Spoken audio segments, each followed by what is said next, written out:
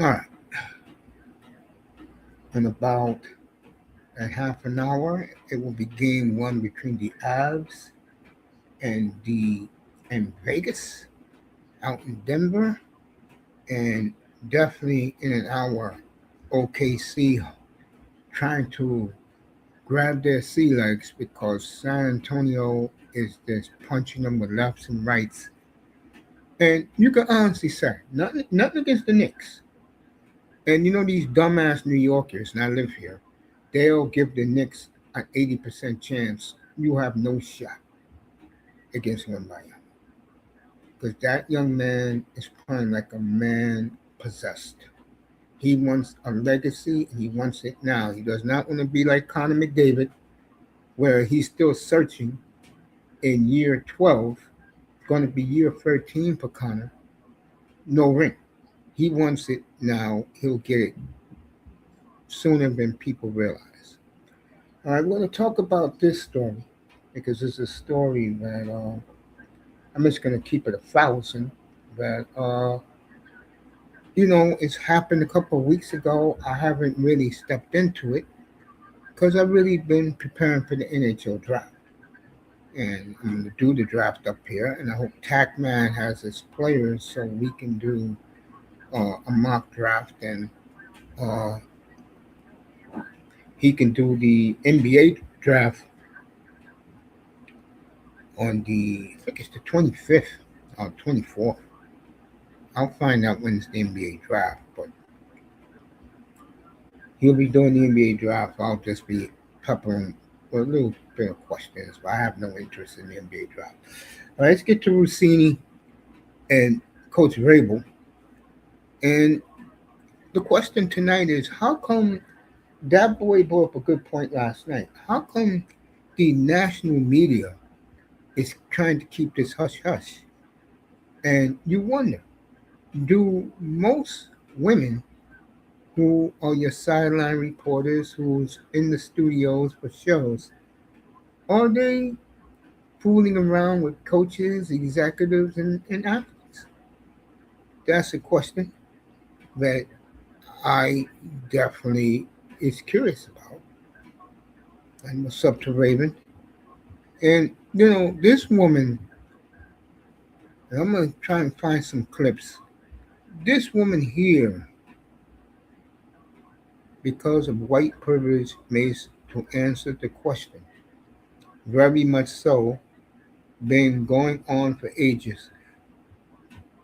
In a way, I do agree with Raven. I'm bringing Raven up here. I do agree with him.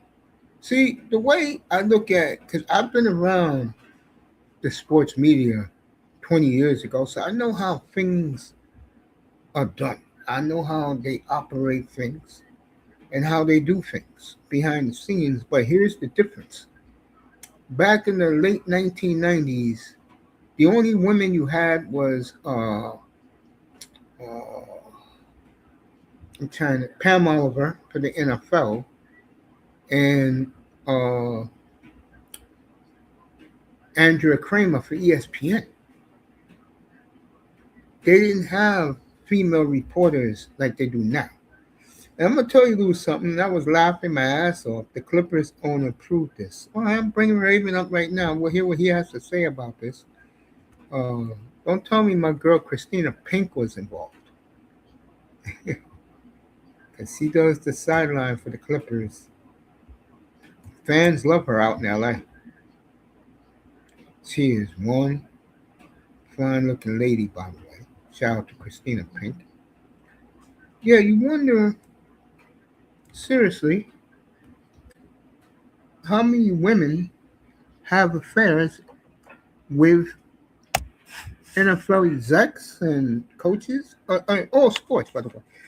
A couple of weeks ago, I was laughing my ass off that on Instagram, uh, these black women had their own sports media school. Mighty funny how, evening, Melina, mighty funny how, uh, mighty funny how since the Russini story broke, that school is no longer on Instagram, and I smelled it a mile away. When I saw that school up, the first thing that popped in mind, this is right before Russini, I swear to God. I said, let me play this angle, okay? Women desperate for money. What better way to get into rich men than to become sideline reporters and sportscasters? You know what I'm saying? Bruh. What's up, So, Mace? Bro, what's up, to be Raven?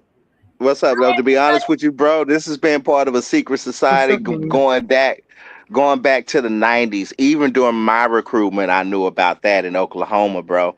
That's been that's been a secret org for ages. It ain't no stopping it either. How it begins and who they are. Typically, they're like the sorority sisters that get in the frat on their first year. They get Yeah, assigned.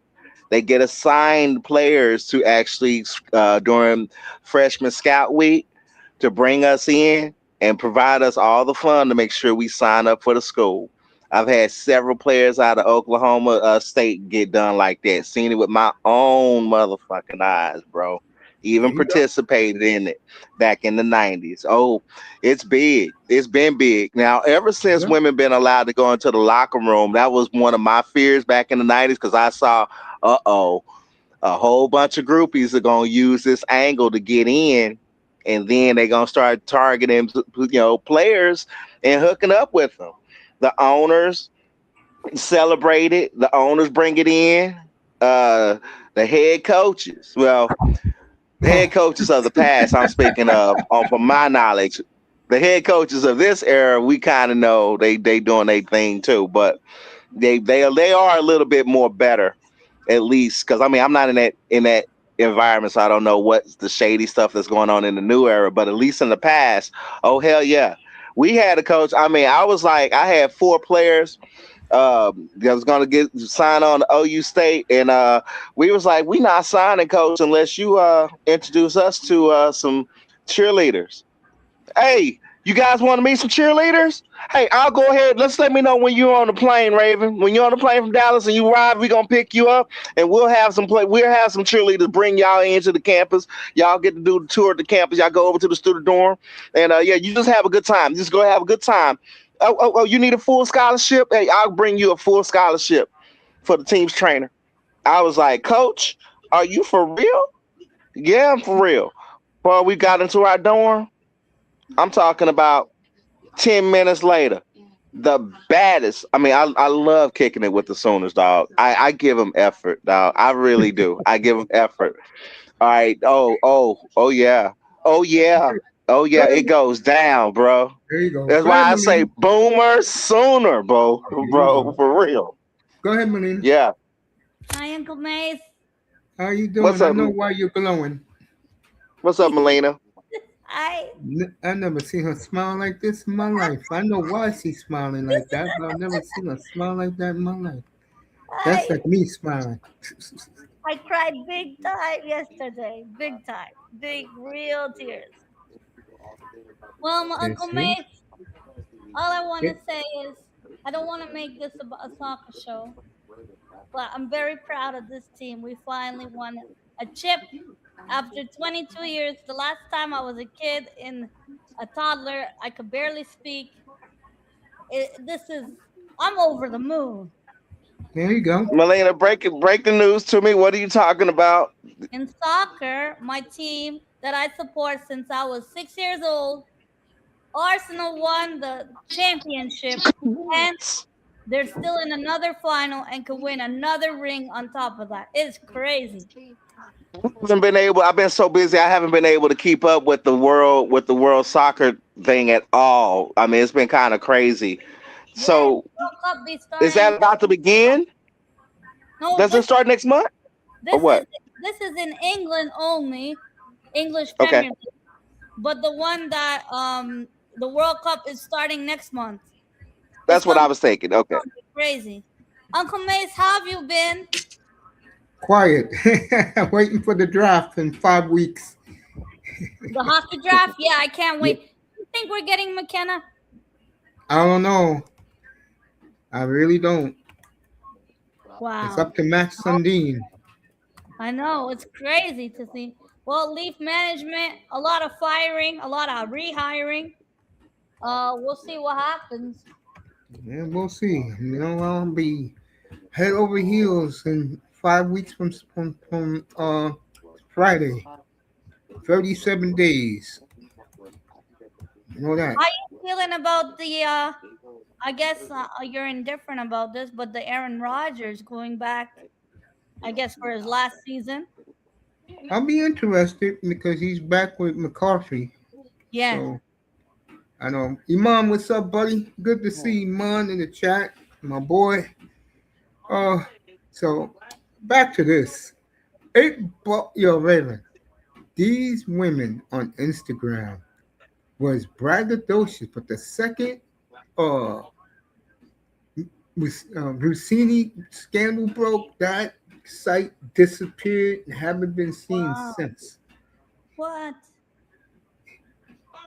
So what's going on, that boy? Yeah, I know that boy loves this. Well, we hit on this a little bit last night. Boy, that was good, Hi, fellas. You that guys were boy. great How you last night. So congratulations to Arsenal. I mean, the doing? lovely party girl from Man U can congratulate Arsenal. I can too. Well, I'm And that, glad. I mean, I like Arsenal out of all the other teams so far. So that was my pick last year. I was gonna start watching them. It just got so busy. So they're coming to Texas. Drew Allah lucky as hell got a Hall of Famer coach and quarterback to learn. Hell yeah. Oh And he yeah, has the throwing motion of Aaron Rodgers too. Hall of Fame Drew, coach too, and McCarthy. oh yeah. Coffee's McCarthy a damn and good this coach. one reunited. Yeah, him and Rodgers reunited again. I tell you, they gave me some great football in the 2010s. Oh, tell me he's 100% retiring after this Which season. guy? Rogers. Surely he's done after this season. A lot of people now on the Pittsburgh bandwagon. I don't know why, but they are. Wow. I'm not, that's for sure. But I'll be curious to watch those two together again. But back to Russini. What blows my mind about this, and we was talking about, you was up here last night, and mom was, that part was like, I like how Mace just went back to the conversation. Freeze women, yeah, bro. Mike Red was a dumbass. Tell me about it. And you know what's crazier? Rossini's husband was hugging and kissing her all over on Mother's Day last week. I said, what a effing simple. And this guy, yo, Raven, you'll love this. He owns a digital arts company. His net worth is $200 million. Yeah. So that kind of tell you how bored he was of him, bro. I mean, sadly, those arts creative brothers. I mean, they all got their fantasy girl, and that's what that is, bro. That's why they sign up for it. The You know, husband's a cuck. sadly, I mean, every man got his lust. You know what I'm saying? So he already got his dream girl, and that's when they sign on the dotted line. That's just the way it is. Yeah, That's she don't just want him. yeah. She let it be. Believe Yo, it or not, and I talked to a millionaire today, and this is what this is what he basically said. He said his wife, he's like he makes sure that he makes enough money to keep his wife happy, so she can stop at Nordstrom every single week. And when he comes home from work, she just shows all the new stuff that she buys every week, and he just accepts it. And I was like, "Is that compromise?" He's like, "That's compromise just to keep the peace." He's like, at some certain point, you'll get to that level where you just, yeah. they know. I mean, they know they want you and they're with you because of your income, and it, Of it just course. becomes just a hard fact. So they just go Iman, ahead and accept it. Iman, I Yeah, see you, bro. Yeah, his net worth is over 200 million, bro. Yeah, I mean, it's like when you break a ceiling at that point, you really don't care because they become low maintenance if you got that kind of income coming in. Iman, it was proven that's Mike Vrabel's son. The son he calls Mike, that's Vrabel's kid. I wish Melina would have stayed because I would have said something. If she's listening, I'd like her to pull up again because I want to say something to her. And she did something very cool today when when her team won yesterday. I wanted her to stay up here for that. I'll talk What she about do? it. What she do? Fill me in. I've been so occupied. I haven't had my. I've been occupied on so many other things. What's Yeah, going please on? come Fill back. me in. Please come back Come up here back. for a second. Yes, he's gonna Come come back. back. Come back, Melina. Come There it back. is. I'm gonna tell- Yeah, Iman, really, yeah. Damn, son. What's up, Iman? This motherfucker is worth over $200 million, and he's simping for this broad, bro. You can't make it up. No, I'm Salute not to you, gonna lie. Iman. You I'm not gonna Cowboys lie. hater, you. He's not an ugly looking dude, but you know. I mean, now, really though, you want to know what player I am feeling bad for? I'm Who? actually feeling bad for the kid. Uh, the one that made the news so much, even Platinum done so many stories. What's that ugly? I mean, to Yeah, call it ugly, Melina, but when you get a chance, honey, please come back up. I got something to say to you. Please. the player who married his girlfriend, and she now had a baby by him, and she already, they already know that she just did it for the money. What's his name? Oh, The football player, the man. kid who won the Heisman Trophy 2 years ago, played for Yeah, Dion. yeah. What's his name? I forgot his name. Iman, who was the Colorado player 2 years ago who could play wide receiver and safety? I mean, corner. What's his name? He won the Amon, Heisman no, Trophy yeah, 2 years ago. Amon definitely know who I'm Yeah, talking he about. He knows just who he slipped is. my mind. Iman follows him. You heard Yeah. Harbaugh said we're going to kick the Cowboys' ass? I didn't hear that Harbaugh yet. ain't gonna do nothing. Uh, Yeah, yeah, I heard it. It ain't gonna happen, bro. Travis Hunter. It Yeah, ain't gonna Travis happen. Hunter. Yeah, that's his name, Travis Travis Hunter. Hunter. There you go. Thank you, brother. Yeah, Yeah, thank you, bro. Travis. Yeah, She that's uh the kid who she won the already Heisman. getting ready to, yeah, of course our boy Jay is keeping an eye on that. She already starting to make her moves and she ready to pull out because she just waiting for the stipulation to go through so she can go ahead and take half of what he got. Yeah. When Melina, I hope she comes back up here. That's something I really want to talk because you know me, when I get fixed on a topic, I stay on it.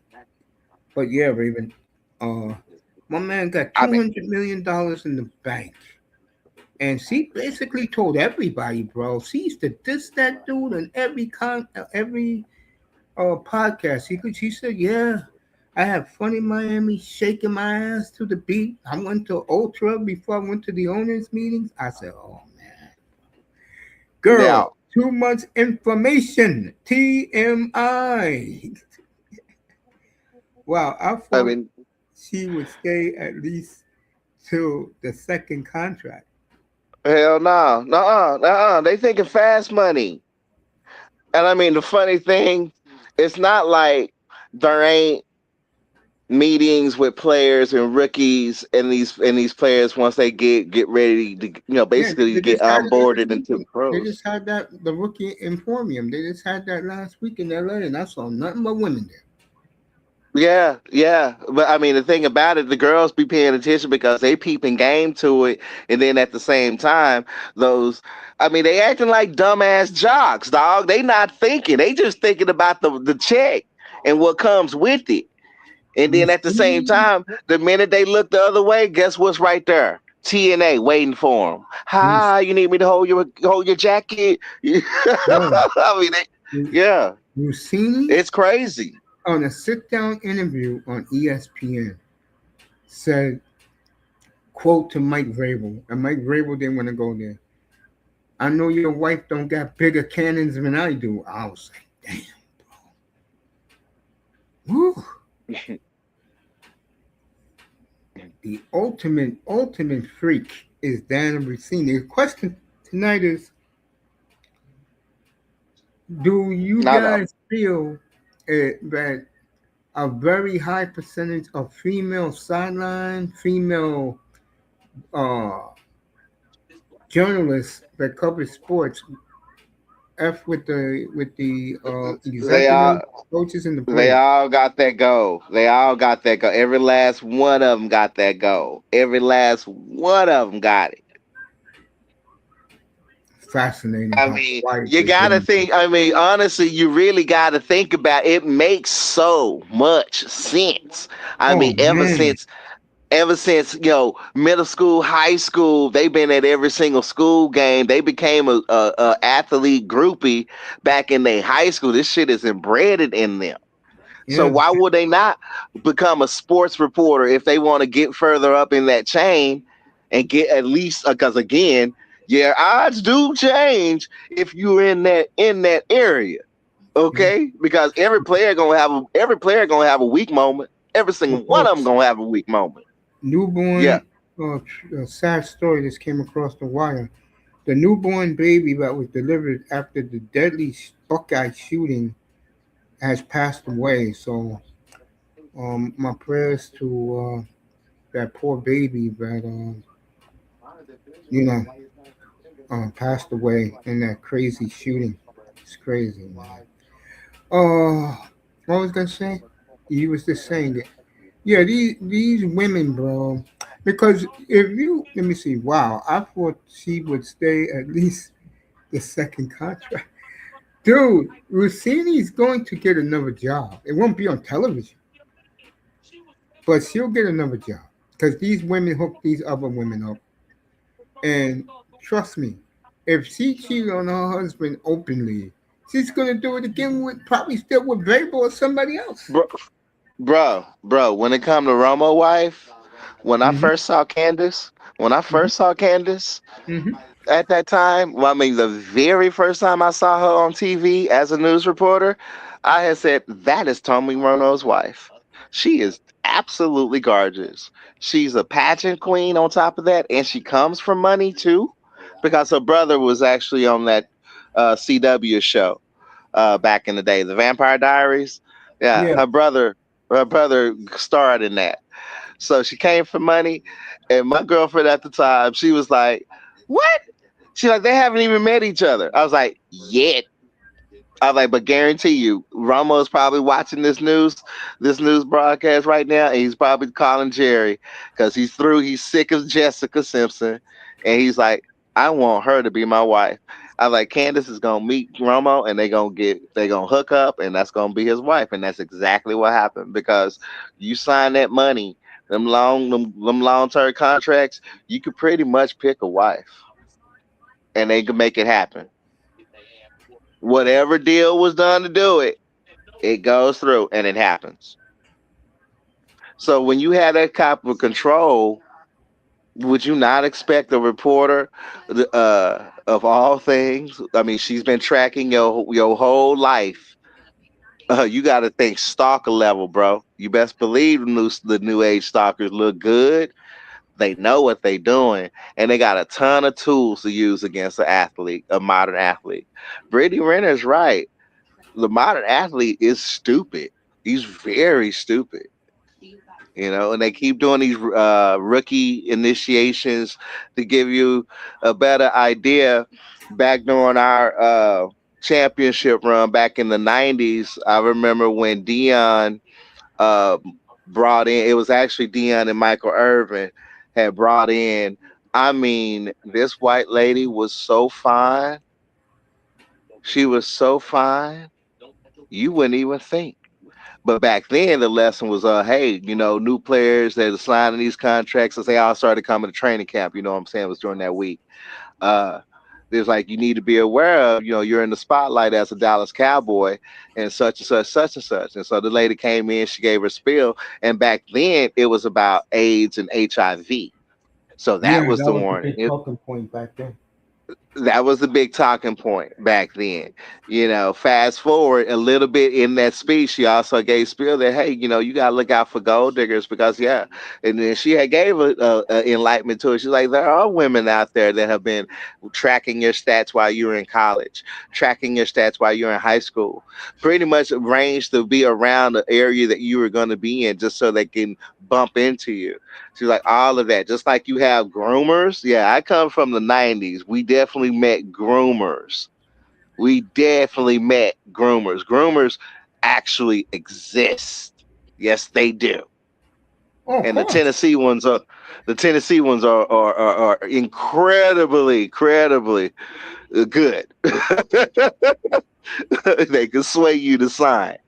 All right. So, what do you think is part of that grooming? If you want some ass, you're gonna get some ass. You want some Tennessee voluntary booty? Okay. You gonna sign on the dotted line? They'll get you the best voluntary booty out there. Yeah.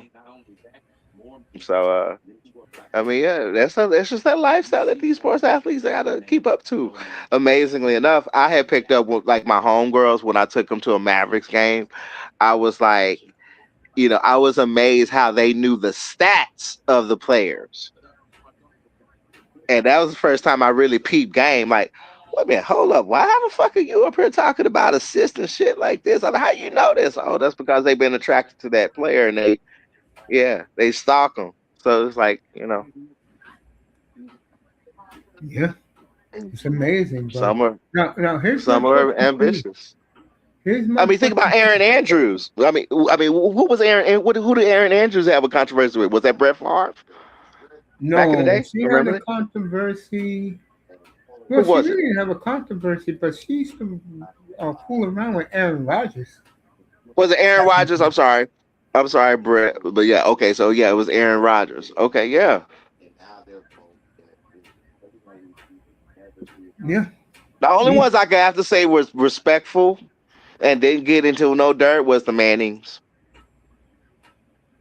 But Well, I heard that Peyton my has man told relations. me back 30 years ago that when Pam Oliver was in Buffalo before she became ESPN, then she ran to Fox, and Fox, remember, I think you'll remember this.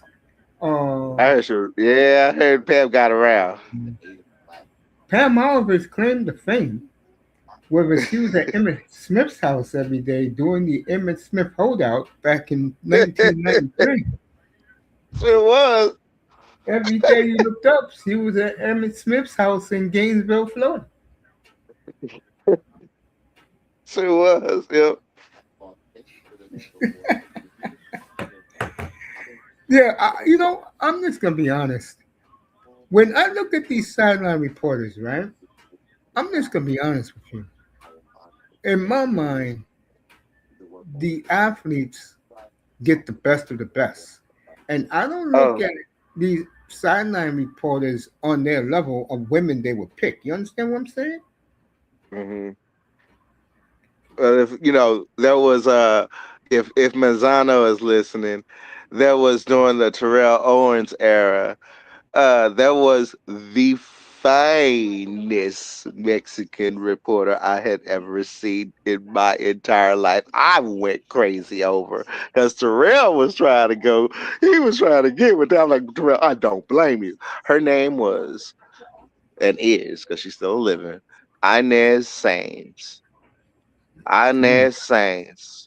Oh, that was the crazy Mexican reporter. She was always trying to get a interview, a direct interview, and attention from Brett Favre and Aaron Rodgers by wearing, you know, Skimpy outfit, eye-opening outfits. Oh, and the skin-tight jeans. Oh my Lord, have like mercy, Lauren bro. Sanchez did 30 years ago. I had my run-ins with Lauren. Very sweet lady, by the way. Dude, they honestly had to kick her off the field because she was distracting the pregame practice. Yes, they had to kick her off because she would wear signs, please marry me. I'm pretty sure that our girl on Amazon Prime, Tracy, her last name escapes me. I'm not accusing her of fooling around with the players, but she does get the players' attention, if you know what I mean. Oh yeah. Tracy Brooks, she is that great looking. Oh, dude. And the players don't give a shit. They will I get think sometimes when a woman looks like Tracy Brooks, she does get their attention. they said that no, once they got to the locker room, they was like, forget it. They still take off their clothes because the reporters will be there straight looking. Oh yeah, of course. Yeah.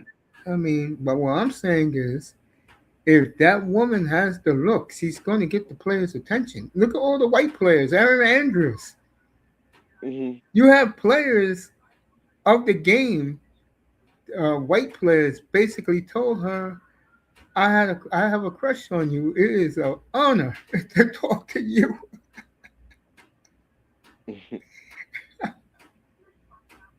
Oh man, this is some great stuff. Do female reporters in sports um, fool around with execs, coaches, and players? I think they fool around a lot more with the execs than they do the players and the coaches, because in their minds, like Russini, they won't get caught, and they got caught red-handed. And I found out, bro, it wasn't her husband who was the private investigator. It was the New York Post, page 6. It was that guy followed them around. Mm. The husband didn't even know.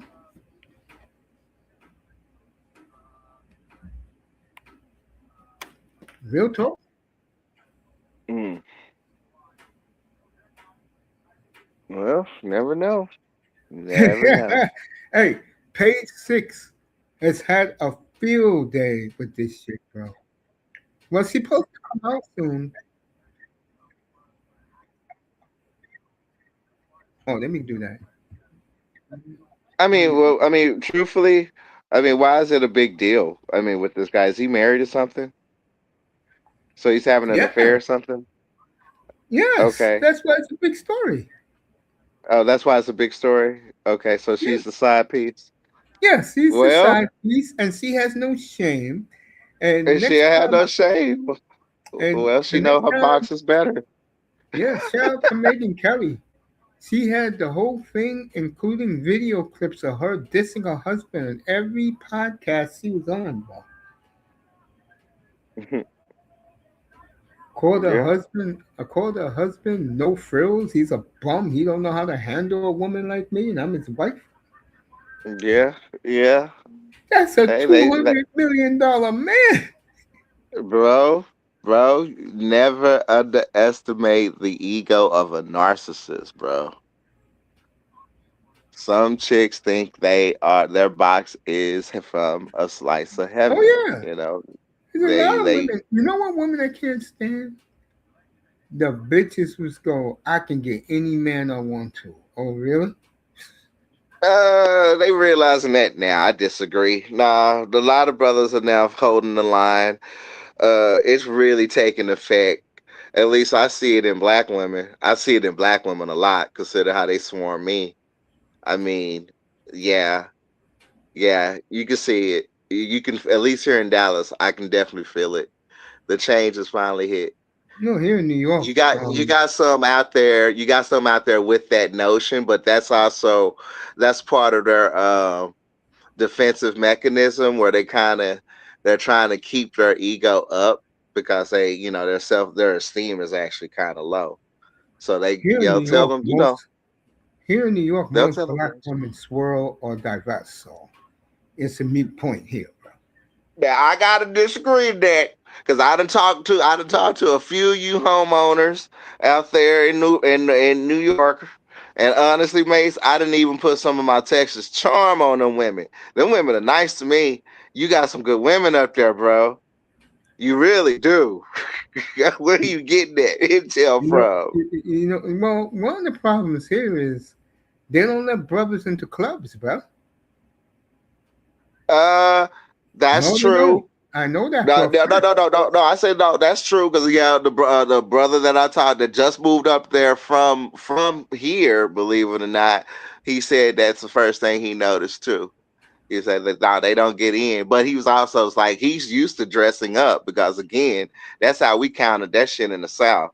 All them little ghetto clubs, yeah, they go there with the tennis No, no, shoes and the not the saggy ghetto jeans and clubs. all that. I'm talking about the good clubs here, not the ghetto clubs. There ain't too The many good ghetto clubs clubs, anymore. You know, no, the there ain't. club here in New York, most of the clubs are either an ethnic group. He's either Latino or or what do you call that when all the Caribbeans dance hall, all the It breaks. Caribbean Well, yeah, and it's African seemingly it clubs. does break down into sections. I call it sections, sectors. Yeah, You know. here for black like FBA, no, there's no clubs for FBA no more because the women don't want to deal with the brothers here. So you know, the women here they like to go to mixed clubs where there's nothing but Asian dudes, black, white dudes, and Latino dudes. Mm. They just don't fuck with the brothers at all. No, they do. You just got to And meet them one on one. I think and that's the thing about New York. You got to meet them one on one. no, I'll tell you what the brothers do. I know you know this phrase. Brothers ain't spending money on women no more. And it's about time because that's honestly a YN game. Yeah, Okay, I did that when I was in my 20s. I did that. I mean, I splurged. Oh, I was the baller in the strip club. Oh hell yeah! But I was spending a fraction of what they're doing today. Yeah, but that's a YN game. Let leave that to them. I mean, eventually, and it's good that I think it was on I forgot which channel it was on, but it was a young brother, but that highlighted. I think Danica was talking about it the other day. The young brother, actually, it was Danica. It was on Danica's channel. We highlighted a young brother that actually just also said he stopped spending. You know, so I'm like the message is getting to the YNs, and the YNs is also shutting it down. let me tell you right now, Uh, Raven. Let me tell you right now. We talked about this a little bit last night, and Anton Daniels went crazy today on these all the support that the light skinned dude is getting in prison. yeah. Oh yeah, oh yeah. I just commented on that. I sure did. I just commented just about an hour ago on that, and I was like, it's about time. I'm like, you need to bring colorism to the forefront because I mean, it's been going on. It's deep rooted Yeah, in the new it's gen. scary how It- all these women, all these black women, are throwing their panties at this light skinned guy, begging to get this guy off. And what they yep. fail to realize, and Anton's right about this, he was the goddamn ringleader killing this guy, and he killed this guy. Yeah, He was the dude yeah. who this The kid was begging for his life, and these this is the chicks guy who pumped over 70 bullets into his body. Bro, these are the type of chicks, these are the type of dysfunctional black females that are actually hardwired backwards. Yes. Good is bad, bad Mm-hmm. is It's good. good. Yes. They are on that, they are straight up on that mentality It's thought. sad. And it's also, they listen to deep, I'm talking, I'm not a rap fiend. This new age, they're deep rap fiends. Remember I said a long Mm-hmm. time ago, these were the kids that basically the parents sat in front of BET and them kids sat up listening to music all day. They couldn't afford video games or other hobbies. So what do they turn to? Rap, That's a good music. point you just made, Raven. That's a That's good because point. that's how we raise these I can't call them motherfuckers, they're ours. But that's how we raise this generation. I mean, just being for real. I mean, that's on us. That's not on boomers. That's on Gen X, bro. We did that. That's exactly how. That's why they are the way they are. So It's that's why crazy, they actually man. have Yeah. peerships.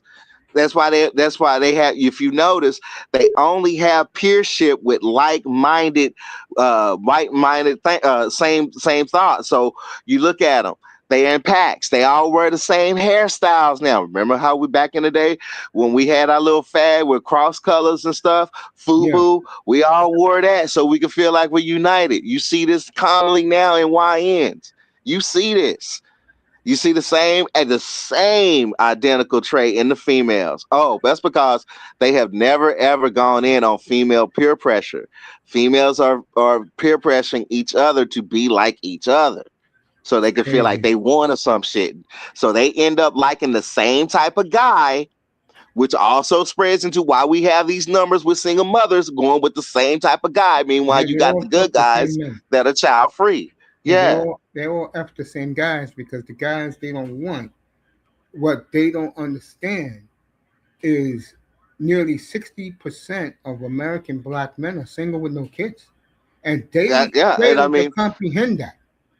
yeah, and I mean, and and shout out. I gotta say, you gotta admit it on this. Was shout out to BGS because BGS also highlighted this as well. Because I mean, between me, and I think I really do know. Personally, I know BGS. I think BGS has cut my hair before. I kid you not. I'm when I listen more and more. I listen to his voice. I'm like, I swear to God, I think I know you. I think Yeah, I know you from my childhood. can you tell BGS for me do not interfere in zero zero I forgot the name of it, the new Godzilla movie coming out. Don't interfere because the first one they did was such fucking black manosphere was embarrassing. There you go, bro.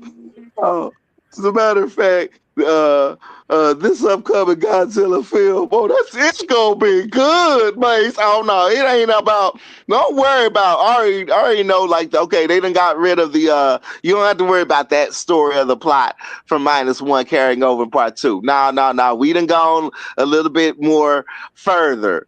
All right, to where I guess out of that part one, they basically get visions of what's basically going down. I think it's Ghidorah that he's actually going to fight. So yeah, it's I mean, the gravity effect that threw me off, and I'm like, but that gravity, I'm like, that's Ghidorah. That has to be King Ghidorah. I'm like, they're gonna do I'm like part two is gonna be Godzilla versus Ghidorah. I'm like, oh, this is gonna be honestly good. But yeah, they didn't kick all the Manosphere little plot points. You don't have to worry about all that. You know, You know, that's not all in it. It's more you know, action related. it's just sad how these people, these black folks, are supporting a killer, a monster, and don't have We no consideration for the rapper and his family, bro. Brother, we have seen this pattern before. They did the same thing with what's his name from New England. They played for New England. Hernandez, Yeah, remember? yeah. Remember? Who Mm-hmm. who was it that was trying to hide evidence? Who was he with? All right then. All right then. I mean, I should do a show. Why black women help criminals? and What they is? give them money. I mean, Mhm. they give them that. I mean, brothers now. We talk about, hey, what do you bring to the table? They don't bring shit to the table. But if you I don't want to. I don't want to say use the word bum, but if you are one, or if they can see that you struggling for some odd reason, or you have that criminal ingredient in you, boom, oh, bro, they open up the purse. They give you your, Crazy. they give you their child support money. They It's crazy, if they bro. don't have the money, they know how to go get it from a simp to give you the money. Of course, yeah. I mean, they know tricks of the trade. They got their own subculture fucking economy behind it. But It's yeah, they will, embarrassing how many black men are weak when it comes to they, women. The most of and they women will. they chase is busted, um, leftover women. And I look at these guys like, is that the best you can do, bro?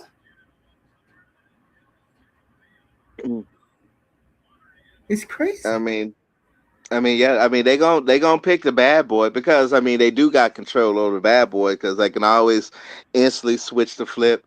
Was switch the flip the switch. I'm getting tired. They can instantly flip the switch and go to a victim player, pull out a victim card, and usually these guys got some type of record, and all they gotta do is just call the popos to get rid of them, and then they rinse and repeat. They find the next one they can control, get their way, get their attention, And then when he acts up, meaning that he finally cares about himself and stands up, boom. Okay, time to call the cops. It's crazy, bro. I mean, honestly, we do put ourselves in that situation when we become box hungry, I still can't and that believe. And then this guy, the light skinned dude, okay, they caught this dude making phone call, and he's telling everybody he's getting out soon. like That he's a his celebrity.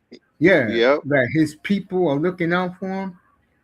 And now, and since he got the death sentence, really, but he's gonna be working in the chain gang at 100-degree heat for the rest of his life. This guy is disillusioned, bro, and that's what happens when you try to be somebody you're not.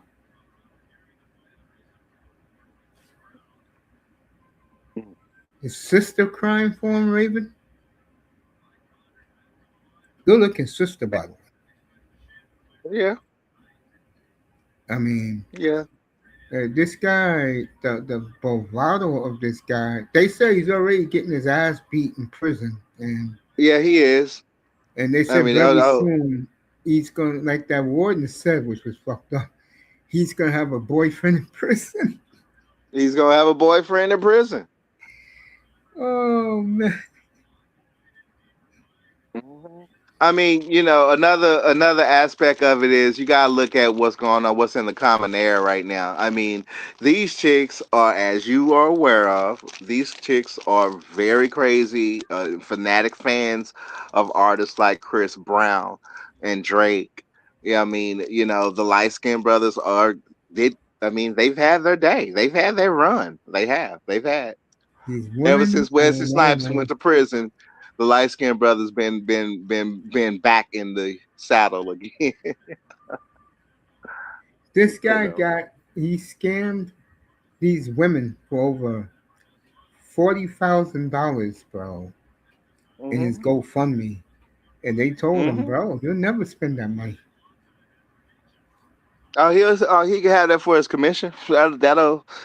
They That'll taking save that, him. yo, they taking that from him, bro.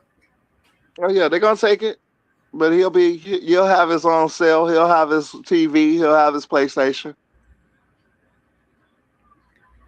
Yeah, that ex correction officer, he said he's light skinned, skinny. What that kid better do every day is hit the weight room. Yeah, I don't know this kid, Julio, but to have so much hate for one guy to just put over 70 bullets into this kid.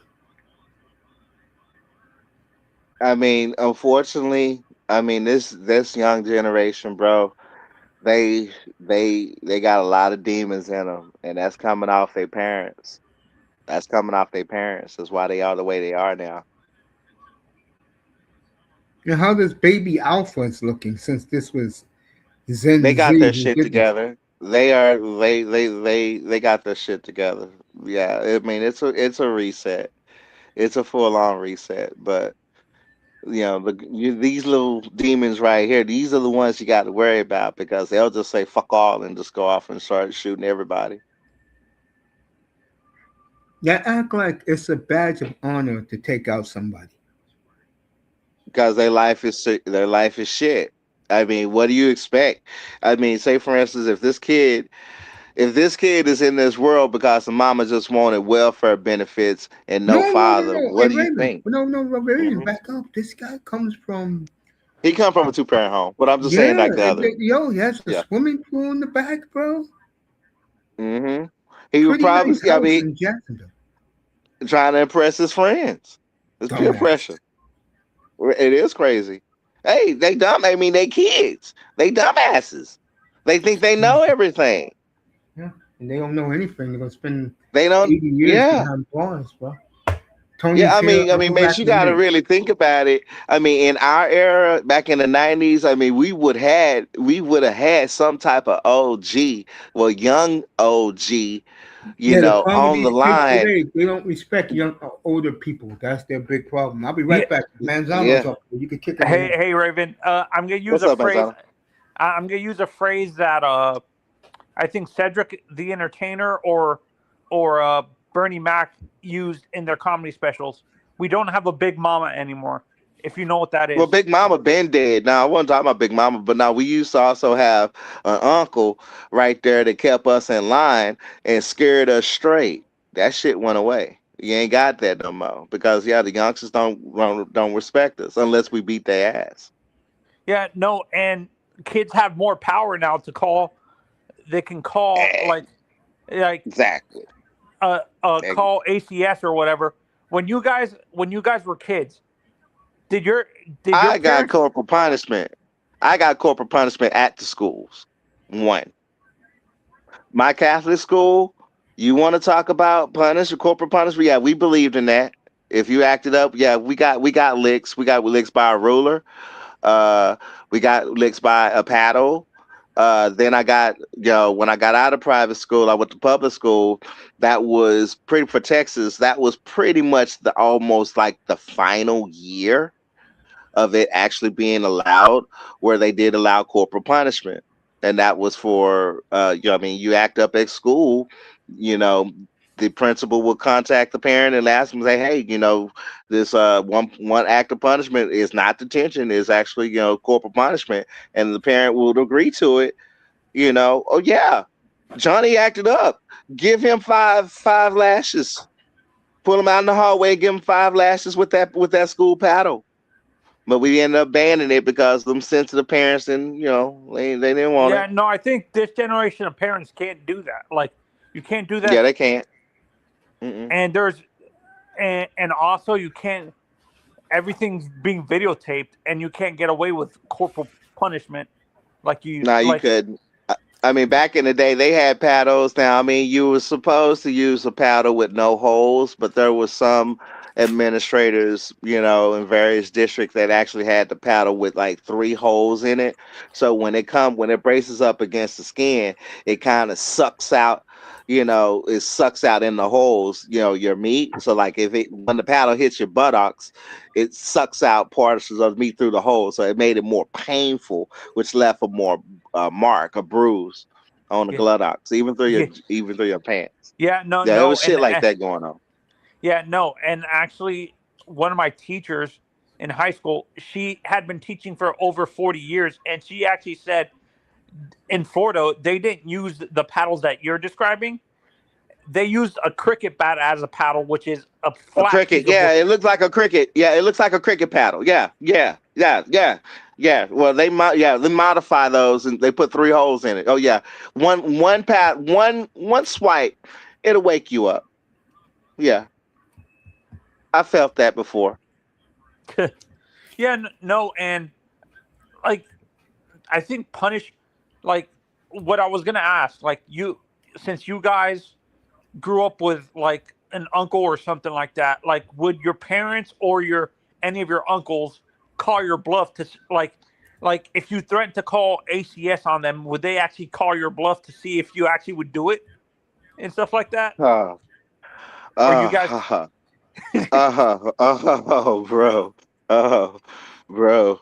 Uh, Speaking personally from that goes back into my childhood, and yeah, I did at once because I mean, my biological mother, I mean, for a short moment, they abused me, and it did get bad enough to where I had threatened to do that, but I before I picked up that receiver to call, I was like, if I did that, I was gonna get my behind whooped even worse till they got there. And so I was like, no, we're gonna do it.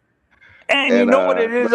It's a cultural thing too. Like yeah, yeah. I went. Like I've actually talked to older generations of like what is it called? Of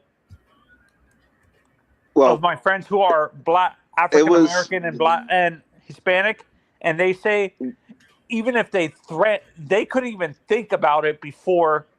Like you couldn't yeah. curse at your parent. You Oh hell couldn't no. even threaten.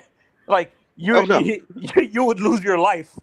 You would lose your life. Oh no, I mean now also in my era, Tony, here in Texas, also back then we still had actual asylums still open, as well as orphanages were still open. So if you were that disgruntled with your parents and did that particular act, then pretty much you weren't gonna come home. You was gonna either get shipped off to an orphanage, or they would have A put you military in one school. of the asylums, or military school. Yeah, Yeah. or military school. They would have put you in military school, or they would put you in one of those asylums. Now the Wow. asylums end up becoming, yeah, the asylums end up becoming once the lobotomies got banned, the asylums end up becoming behavioral centers. That's what they changed their Yeah. names to. And so teens, like if you were a juvenile and you had adolescent problems, you would be assigned to that, where they would then dose you up with whatever prescription to sedate you so you can get your Yeah. behavior No. right. And this is what the good thing about my generation. You actually have better diagnosis of behavioral, like when you and Mace were kids, they didn't have legitimate ways to diagnose ADD, autism, and stuff like that. They would just automatically throw these kids into a, like, they would either Yeah, keep them at home. after those centers got closed down, that's then what happened. Yes. But beforehand, you actually had students that had, behavior records, and it worked. Well, at least for us in Texas, it worked. It worked until all that stuff got wiped out by the sugar parents. They're like, oh, that's bad. And now you No, have no, it where but it is but now. but you have to agree with me. As the generations have gone on, it's better. The diagnoses have been better when it comes to dealing with these behavioral issues, instead of just throwing it, automatically thinking these kids, like, there was no really diagnosing patterns for like autism and stuff like that when you were a kid, No, right? not for autism. No, not for autism and stuff. No, that was still like being under research and stuff. Yeah. I mean, my era, we didn't even have a legal definition for bipolarism. Re- Okay. Certain mental diseases. You, yeah. Yeah, the mental diseases. Yeah, I mean, they were still being legally defined. I mean, baby mama drama. That's what we were calling it. When in actuality, it was postpartum depression slash bipolarism. Wow. That's where Yeah, that yeah. I term mean, the came night from we were still figuring that shit out. It hit like a landslide, you know, in the in '90s. in the '90s. I mean, that's when it started. So it's like we didn't know what the hell it was. It was just, you know, that's it. We're fortunate from the pain we suffered in the '90s to know what we know now. Oh my god. Oh Jesus. But I mean, a lot of it connects the dot. I mean, with this kid that's sitting up thinking he's a celebrity, which he's a celebrity right now. I mean, it's fresh and new, but he's only done a couple days in. Shoot, wait till that first year, right till after the first 2 or 3 years and such. Oh, he's gonna go through the normal channels where he's gonna work out. He's gonna have to, learn to defend himself. While he there. And then he'll do his work and everything, but he now has to change his whole entire life, and realize that he is never getting out, and he don't For, deserve to be out. and I'm gonna say this. I'm part of the generation that started moving into what you're talking about, and I feel it's reciprocal. It's starting, like, it's moving away from PC, like PC culture. It's starting to get faded out. To be honest. Yeah, sure is. Yeah, sure is, because PC covered up, it sugar coated a lot of shit that should have been identified along and Yeah. flagged a long time ago. Yeah. Yeah. No. And also, it's and parenting is gonna change too. You're gonna you're not gonna see as bad as when you were a kid, but you're gonna start seeing more discipline, where these kids have like physical And discipline we instead are of, seeing that. yeah. We are seeing it. I've actually had to one of our vice presidents had a son, and we're actually gonna end up doing some content together once he finishes his mission. But I had to give his father some props because he raised is the first real Gen Z kid that I've came across that had that X factor talent that makes a difference, makes a solid difference. And I was just like, I had to shake his hand. I was like, you did good.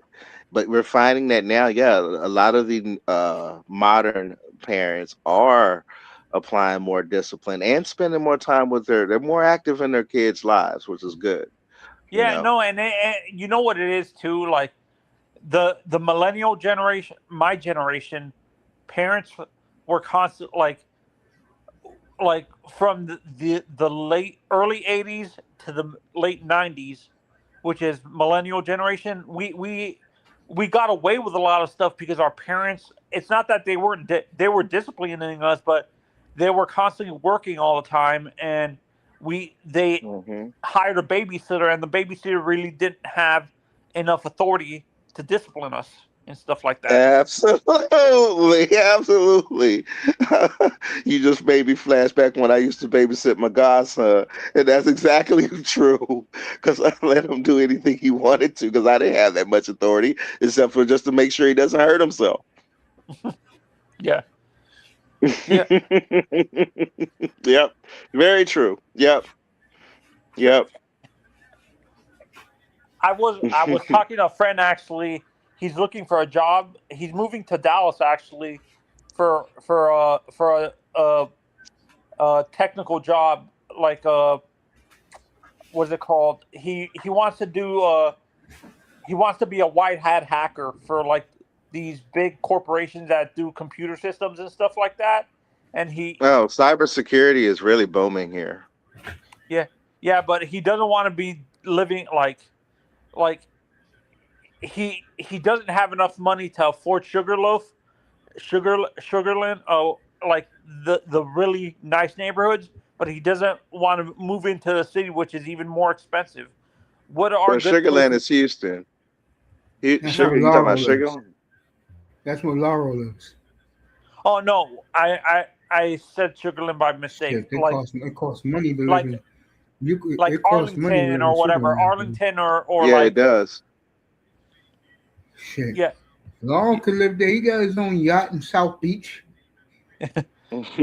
Oh, Mace, we were just like Sugarland, Sugarland makes. I'm sorry, Mazzano. Sugarland actually is one. Sugarland and Pureland. I saw the most sexiest snow bunny in a bikini I ever seen in my life.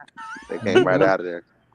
I ain't lying. I ain't lying. I wanted to move there. Hey, I'm from there. I wanted to move there.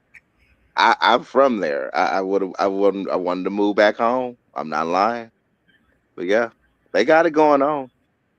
Houston is actually one of my territories too, that I also manage as well. Houston, San Antonio, Austin, Dallas.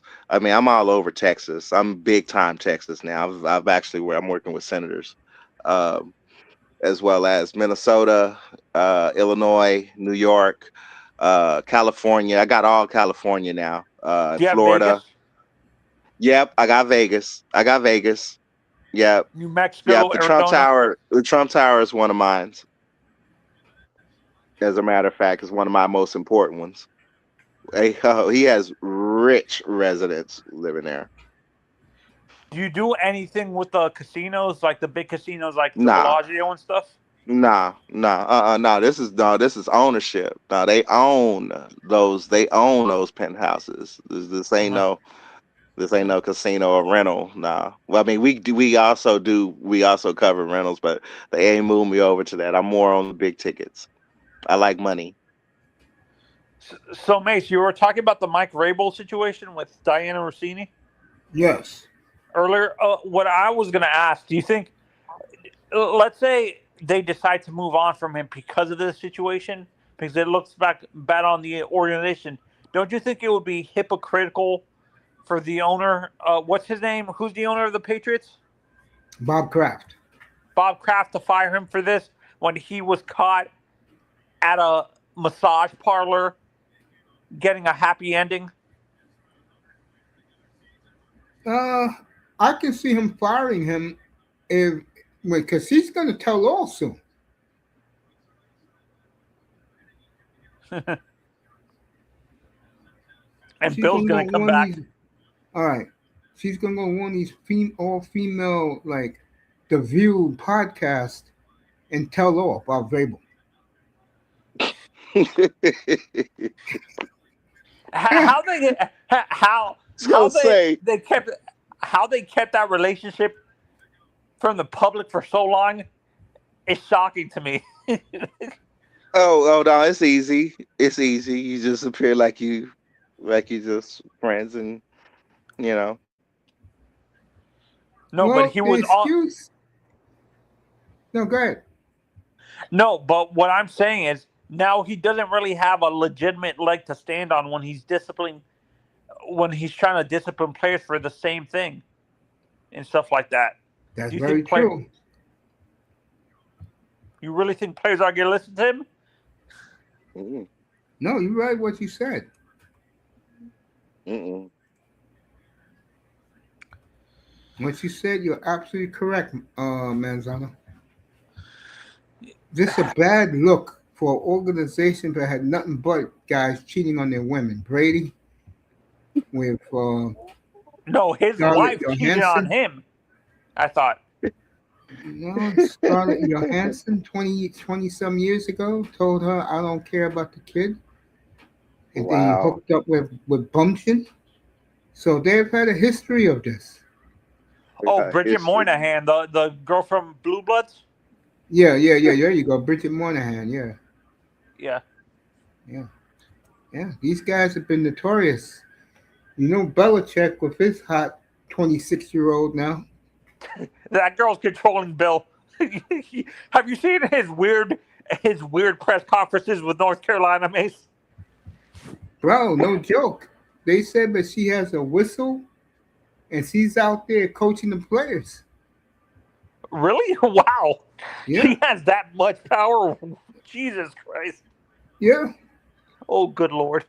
Oh, good Lord. They showed her in the picture of her in coach's shorts and a baseball cap with the whistle. Those teenagers are not going to be focused on listening to her trying to discipline them. They're going to try to flirt with her. If they want to keep their scholarship, they'll be paying attention. But you understand what I'm saying. Yeah, I know what you're saying, of course. Yeah. It's teenagers with hormones. You really think they're going to... Yeah. Mace, No score in Colorado. What's the score? What's the update for the Eastern Conference? They start tomorrow. The Eastern Conference Finals? Yes, they start tomorrow in Carolina. I will not pay attention to that series because Carolina is that boring. Mace, and I want your honest opinion actually on this as just a hockey fan in general. If you're a team like Carolina, in the back of your mind, if you win this, don't you think you're going to be second guessing yourself because the team that you couldn't beat is not in the playoff because of injuries? No. You Carolina, you get it done this year. I mean, what you're seeing, me and Mr. Miami was talking about this last night, is something I predicted over a year ago. You're beginning to see the evolution of the Montreal Canadiens. But I think the Panthers are going to come back with storms, with guns blazing, and they're gonna take their top spot. Manzano, I'm gonna tell you right now, and I said this last night. What I predicted is not only coming true. When you come back with your team next year, Montreal will be battle tested. Like I told Mr. Miami last night, to me, the Montreal Canadiens season's over. They did what they had to do. They got to the conference final. That's more than I expected them to do. See, Tony, how crazy would it be if they win the Stanley Cup, though? If they win the Stanley Cup, then you're gonna have a problem in your hands getting it back from them, bro. Because they're much younger than you and more talented than you. And I've been saying that, and I said that over a year ago. Montreal has arrived, bro. They could lose to Carolina. Next year for Montreal, getting to the Stanley Cup Finals is the goal. No What do matter you who think they about play Buffalo? against. Buffalo got to do it again for me. I feel they're going to come back down to earth, Mace, like next year. I think this was just a I'm not saying a fluke year, but they got further than everybody expected, and I think they're not. I'm not gonna say they're gonna be back to being one of the worst teams in the East, but they're not gonna be in the top three. I think Florida replaces them and get back to the playoffs. You think Tampa's done? No, I think Florida's in, Buffalo's out. Uh-huh. Did you see? Apparently, Tampa wants to try to get Brady Tkachuk. Yeah, I heard about that. I think Brady Chuck will be available as we're talking right now. I will say the teams that are involved are the two Florida teams, and I've got Minnesota's definitely interested, Las and I Vegas. forgot the other team. Oh no, not I Vegas. heard they, Los Angeles. Vegas could be if they let this guy go. Oh, Oh no. Rasmus Anderson, they'll have money Oh to no. trade for Chuck. They got the San Jose. I meant to say San Jose. Yeah, they could trade for him because Mike Misa goes back to Ottawa plus a package of young guys in return. Yeah, I can see that. Do you think? I'm gonna say this, Mace. And Toronto fans don't want to hear this. If they draft Gavin McKenna, it's gonna be Mitch Marner and the Mitch Marner situation all over again. To be honest, I'm hearing that Matt Sundin wants the Swedish kid. Oh, Stenberg. Yes. Yeah, I think, and I don't think they don't need. San Jose doesn't. They have Celebrini there, so they don't really need. They're going to trade that pick. If McKenna's there, they're going to trade that pick because they have their pick of defensemen, and this is the defensive draft. They will trade that pick and move back, and someone's going to come up to get McKenna. Yeah, I was reading reports. Actually, the Panthers might want to trade up, and the package they are going to give up, Mace, you're going to be shocked. If McKenna's available there, they're going to give up number 9, a first in 2031. I don't see San Jose dropping back that far. I could see the Blackhawks or the Rangers or the Canucks. No, because they can get a good defenseman at number 9. Because I have a friend who's a big Anaheim Ducks fan, and he says that they like Dax and Rudolph. And they're okay with waiting till getting to number 9. And I don't see Mike Greer is not Chris Greer. I see Mike Greer not dropping back that far. Oh, okay, I see what you're saying. I can see them trading with the Rangers, or maybe because the Rangers, Calgary. No, my team won't do it. Calgary's too incompetent. You don't trust them. They won't do it because they have enough picks. This is their draft. They got 8 picks in the top 70. So they're just loading up. And they have 3 picks next year, 3 number 1s next year, 2 number 2s next year. And if somehow Vegas wins the cup, they'll have 3 first round picks in 28. So the Flames are just fine. They're just loading up. And Mace, the player that they're really connecting you guys to is Manny Malhotra's son, Caleb. He ain't gonna go that far. You don't think so? He's going quick to the Canucks. The player I want is Carson Carls. I hope he's there. That defenseman? Yes. Or honestly, Albert Schmeetz is pretty good. The guy from Latvia. He's the most pro-ready defenseman in this draft. They're saying he might be in the NHL next year. I don't see the Flames winning that.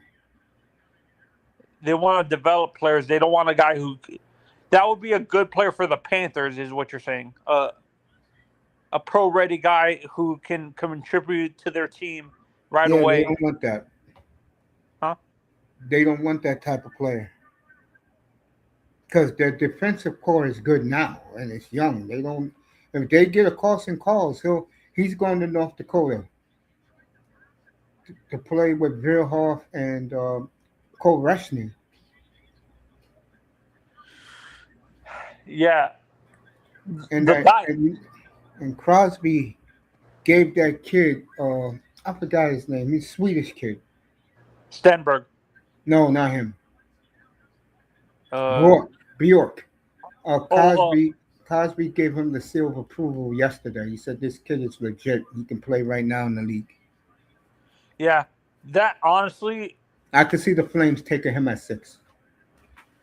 uh, for my Panthers, if we keep that pick, which most likely we might, but we might trade it for Brady Kachuk.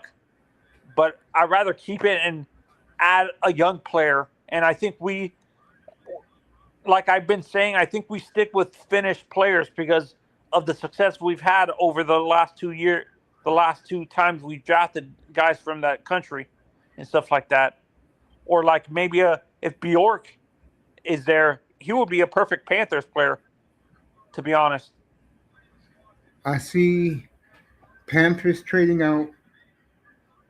The Kraken definitely trading out. They're desperate for a named player because they're going to lose a lot of season ticket holders because they don't like what they see.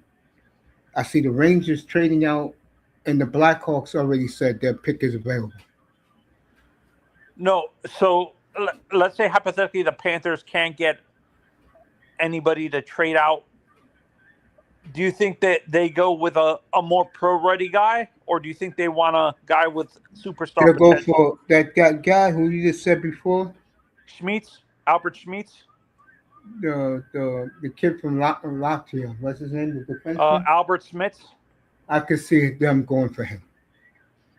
or like one of the Finnish guys, like Oscar Hemming or Oliver Svanto. I could see that too. Oh, or I got a perfect one, Ethan Belchez. But somehow I just have a feeling the Panthers are going to make a big trade before the draft. Or probably on draft night they're going to make a trade. Or for I could see Jason Robinson going to Florida. Florida for the 9th pick. Dallas would do that.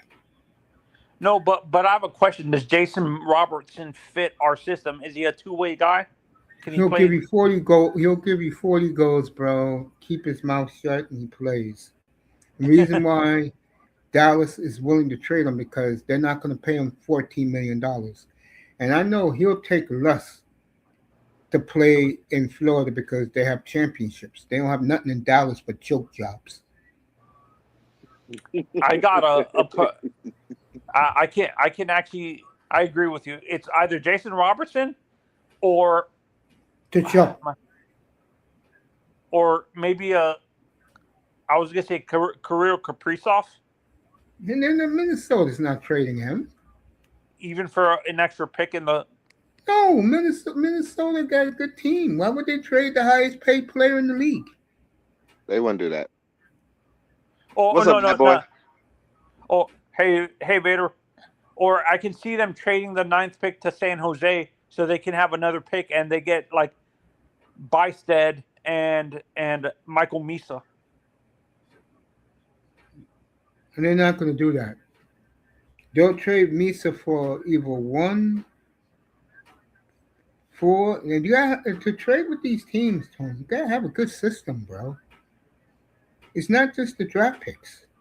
That's why I was saying the other night with McDavid. If he doesn't win next year, which I don't see Edmonton going anywhere next year, he's going to want out. And the owner is not going to give him what he wants. The owner is going to trade him where they could get the best ready-to-play prospects to play now to surround Leon Draisaitl with. And do you agree with me, Mace, that if let's say hypothetically, if Toronto drafts McKenna, it's gonna be another Matthews Marner situation because they've been I think comparing, Matthews is going to want out. and they can get a whole bunch for him. Not really, because he's damaged goods. I think there's going to be a lot because the only free agent is going to be Justin Tuck from Buffalo. All the other free agents re-signed last summer. So the free agent is horrible. I was gonna say, how about him with the Panthers, giving the 9th pick to the so they can rebuild to Toronto for Matthews. I don't see that. Toronto won't do that. You think? They'll trade him to the West. That boy in the building. They'll trade him in the Western Division. Yo, West- Vader. What's What's up? up, bro? What up, bro? What's going on? No, just chilling. Yeah. It's going to be a horrible free agency. So bad, I'm not even going to do it. I'm going to do the NBA. At least there'll be some excitement there.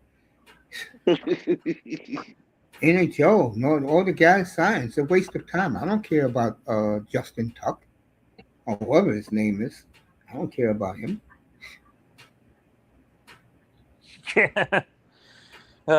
My Shit, what does he do for me for excitement? For that, I'll do the NBA. no one's gonna sign LeBron. Let's be honest. I think LeBron, I can see him going back to Cleveland for a third time. I could see him going to Golden State to play with Steph. He always wanted to do that. I can see him be a co-owner of the Cavaliers and just call it a day. Honestly, the NBA is not gonna allow him to be a co-owner. None of these owners want to deal with LeBron's BS. No, Seattle, the owner of the Seattle Kraken, she's gonna do it by herself, which tells you the problems he's having with the Kraken. She's gonna spend $8 billion of her own money to buy the expansion Sonic team. $8 billion. Wow. And I thought, Mace, before you said the Seattle Kraken owner was a female, I thought the Seahawks people own every team in Seattle. No, that's Toronto. They own Rogers Cable owns every team in Toronto. Every team. Jesus Christ. I remember, was it 2 summers ago when they sold the Canadians for $500 million? $400 million? That was a bad mistake right there, bro, because Canadians are 10 times better than you. Toronto's going into rebuild mode. Like I said, I can't worry about the Leafs, bro. I mean, that's their problem. I have nothing against the Leafs, but one of the reasons why a lot of people in Canada hate them is because they get too much coverage. Not deserved. At least the Oilers been in 2 Stanley Cups in the last 3 years. They lost them both, but they've been there. Yeah. I was gonna say that boy. You think the word is the Blackhawks want to trade out of the 4th pick. I think that's a smart move. Feel you. Yeah. I mean, I just however they get their team together, I just hope it happens soon. No, my mother told me. Would it make sense for the Blackhawks to trade for Brady Tkachuk, Mace? Now that's a team, Tony, you can trade with the 9th pick. Chicago? Yes. You ripped them off, you might as well give them back the pick. That GM was idiotic not to read the trade. It's not the Panthers' fault. It's not Zito's fault that he outsmarted that dumbass GM. They gave him an extension too. I wouldn't My mind mother Brady was in not happy Chicago. That was about that. nice. Yeah, my mom was not happy about that. Who the last superstar you guys had was Patrick Kane. Yeah. No, I but they're think saying Frundell's a superstar. I think Connor Bedard's a superstar, Tony. Not according to some of the Chicago fans, that they don't really. He's a star, but he's not like a superstar face of the No one franchise. listens. Nobody listens to those idiots in Chicago. That's like dealing with Ranger fan. No one listens to them. Are Chicago and New York fans the same in terms of mentality when it comes to sports, miss? Yes, Delusional as F. not delusional. They only care about the black in Chicago. If you're a Blackhawk fan, that's all you care about. And they They're the care more same about the Cubs people. than they do the White Sox, correct? It's the same people who say, "How come there's no statue of Jonathan Tays outside the United Center?" That They have statue's every gonna. right to say that. By the way, they have every right to say that. Absolutely. They would Mace. They're gonna put a the Blackhawk fans need to realize the statue that's going to go in front of that United Center is not going to be Jonathan Taves. It's going to be MJ. MJ is already there for 30 years. Tony, Oh, the statue's already there? it's been there since 1996. Yeah. They put it there the second he did his first retirement. Oh, Jesus. Let me tell you something. And I found this out when I was in Chicago the year Jordan came back and won. Bro, he's the greatest thing to hit that city since Al Capone, bro. Real talk. What he did for that city when he was there, bro. I mean, you give Patrick Kane and Jonathan Tays a lot of credit. But in their minds, bro, what Jordan did for that city is just unbelievable, bro. Where did the Jordan, Blackhawks play before the United Center, Mace? they played there. They played in the Chicago Stadium, just like the Bulls did. Oh, so the United Center is a recent stadium. Yeah, Okay. United Center's what, 30 years old, that boy? Roughly, yeah. Because they won their first three championships in the Chicago Stadium.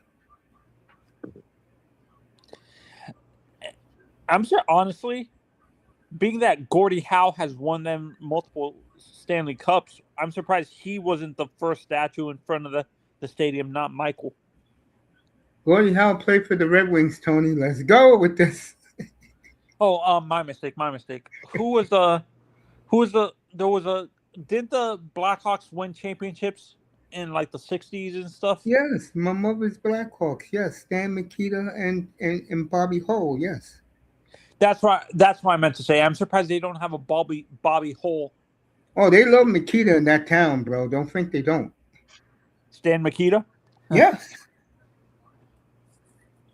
How he one of the like what is it, would you say Stan is one of the more underrated defensemen of all time, miss? That He wasn't really, a defenseman, Tony. He was a center. No, my mistake, center. No, he wasn't underrated. Everybody who knows hockey deeply knows who Stan Mikita is. Don't ever let my mother hear you say that. So you grew up watching a lot of Blackhawks and Cubs games, man? No, I grew up watching. I saw the Blackhawks growing up, yeah, but my mother, she's a Blackhawk fan, not me. I love their uniform. I think it's the best uniform on the planet. But I respect the Blackhawks. I do. Do you respect Rangers? The Rangers fans, man? The Rangers? Yeah. No.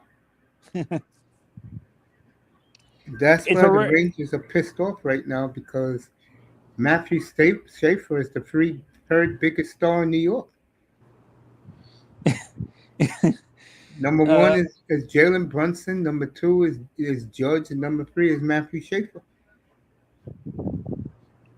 yeah, they haven't had a superstar since Mark Messier. Ooh, let me see. Kreider. Nah, you're right about that. Oh, Panarin. They loved Panarin here before they got rid of him. I don't, as much as I like Artemi, I don't consider him like a super. He's a star, but not a like. He's not a superstar. A lot of people disagree with you.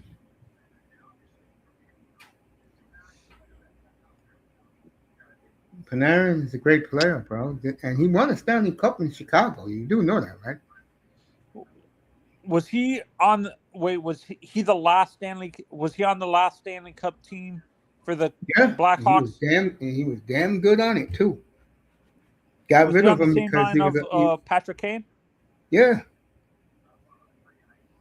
Oh yeah, that was a young Artemi, young Panarin, right? yeah. Then he went to where did he go after that? Columbus. He couldn't stand it there, and then he signed with the Rangers. How Columbus hasn't got defunct, Mace? That franchise like hasn't been able to get over the hump. They never even got close to the hump. They're Seattle of the Midwest, bro. They got no star. Well, Lorinsky is a superstar, but that's all they got. The last true outside of Werenski, the last superstar they had was Keith Kachuk. Which team? Didn't he play for the Blue Jackets for a little bit, Kachuk, or was he No. the Blues? Played in Winnipeg and Arizona and St. Louis. Oh, okay. Wait, yeah. They never had a superstar, really. Then. Exactly. Oh wait, the goaltender, Pecorine. He never played there, Tony. Come on, get with the program. I don't know who played, but I don't even keep up with Columbus. Are we Pecorine ever gonna? played for Do the you think we're Nashville ever gonna have Predators, teams Tony. in hockey teams in Cleveland or Cincinnati, Mace, for the NHL? Cleveland for a year or two.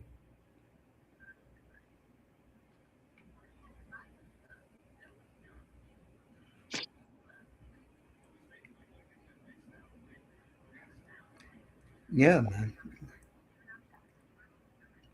Yeah, Blackhawk teams of the 70s and mid 80s, and then the 90s with Ronick and Chelios. Those were some great teams. Absolutely. Didn't Chelios end up like getting traded to Detroit and Yeah, winning? they trade him to Detroit so he can get another chip. He's a trader.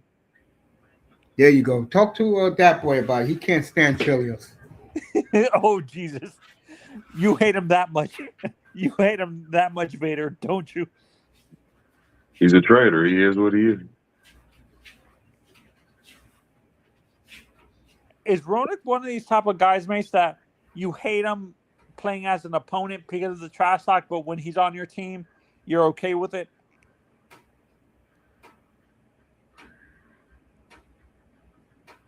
That's almost how I felt about Testaverde. Vinny Testaverde? Yep.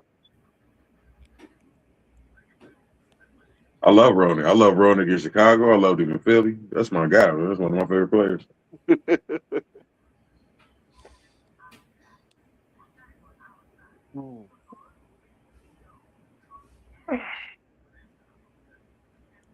Isn't Roenick from that Boston area, Mace? Am I correct? Is he from like Boston or New York or somewhere around there, or is he from the Midwest?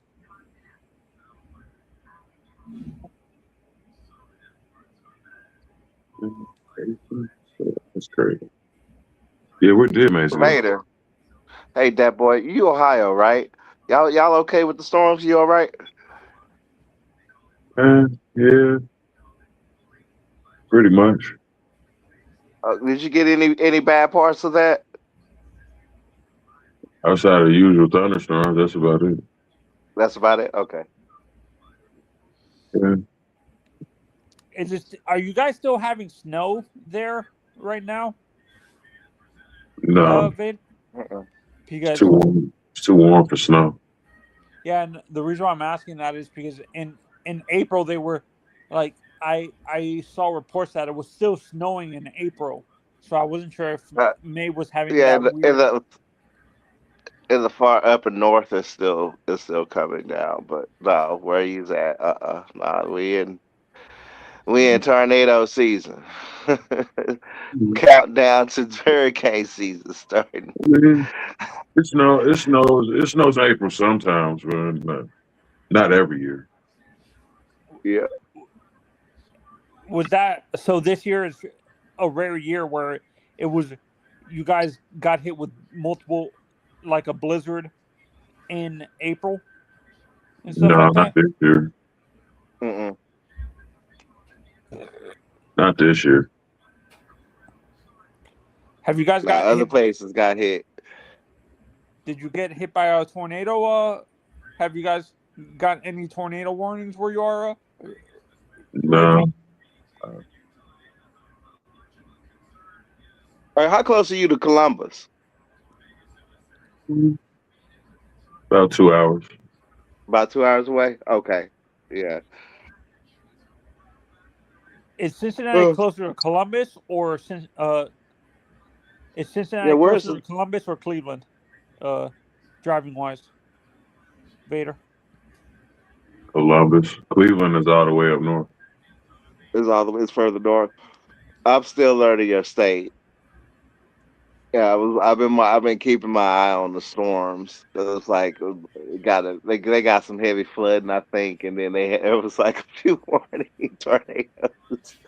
Because That's if going to anybody get hit hard, I can send grant money that way. So it's like that's another one to say. So I keep an eye on now. Now, for winter on my end, it was Blaine, Minnesota. That was because it's like that place got hit with what I would call two sheets of ice. If I ever saw that in Texas, I would freak out. I would freak out. I really would freak out. That boy, I kid you not. I would freak out if I would have been in that kind of winter weather. And then what y'all are getting.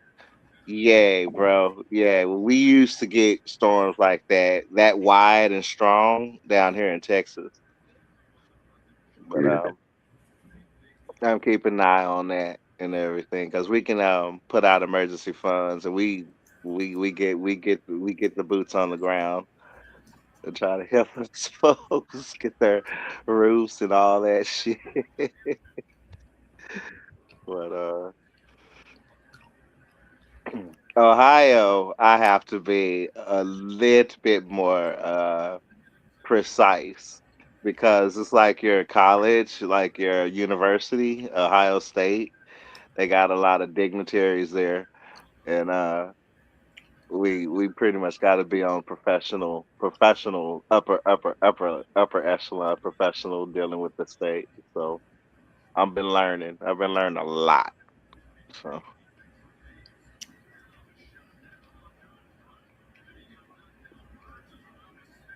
yeah. I'm right here, folks. You guys can keep talking. Hmm. I had a question for you, Mace.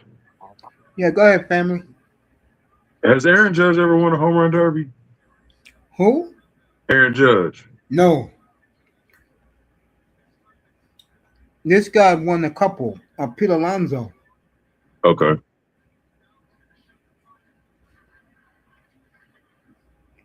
I know you're surprised, right?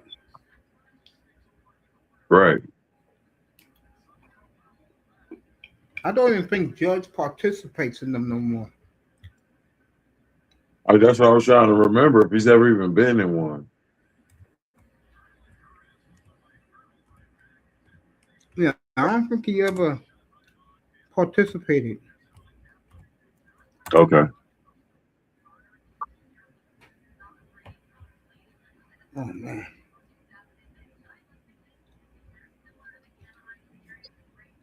That's crazy, yo.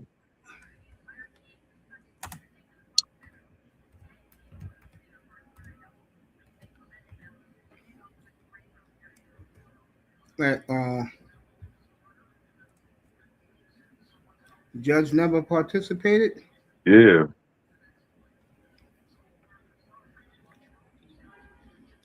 Let's see. Dave Parker, Ken Griffey twice. Matter of fact, Ken Griffey won it 3 years in a row.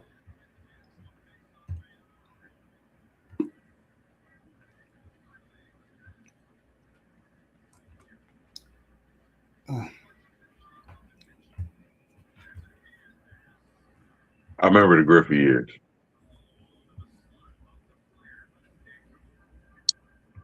yeah. Hold on.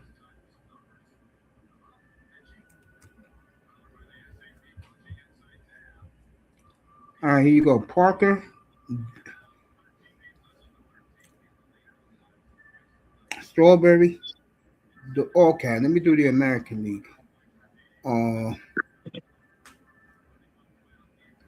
I know they said Griffey won 3 times. Let me make sure. Let you know.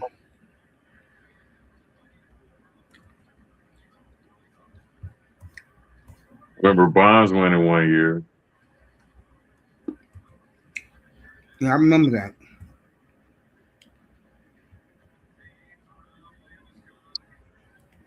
All right, here you go. All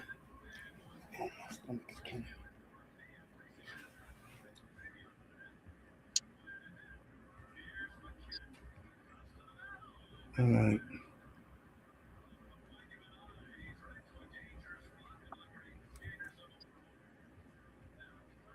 All right.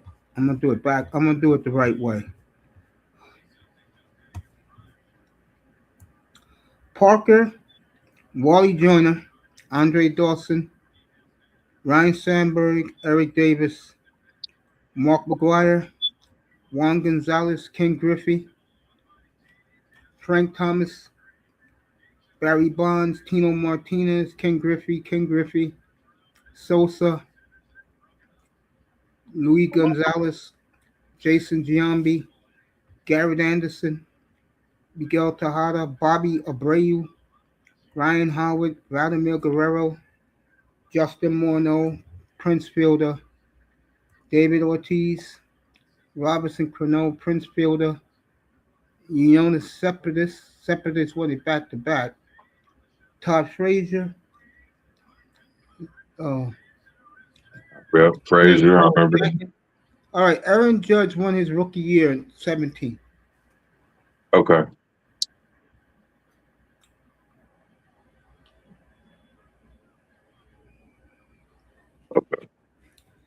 Yeah, there you go. Yeah, Judge did win it in 17. Okay. I thought Vladdy won one too, but I guess no. The the Sun, maybe in the 2020s. Yeah, he did win one. Yep, Okay. sure did. I'm gonna let you two guys talk. I'll be back. Oh,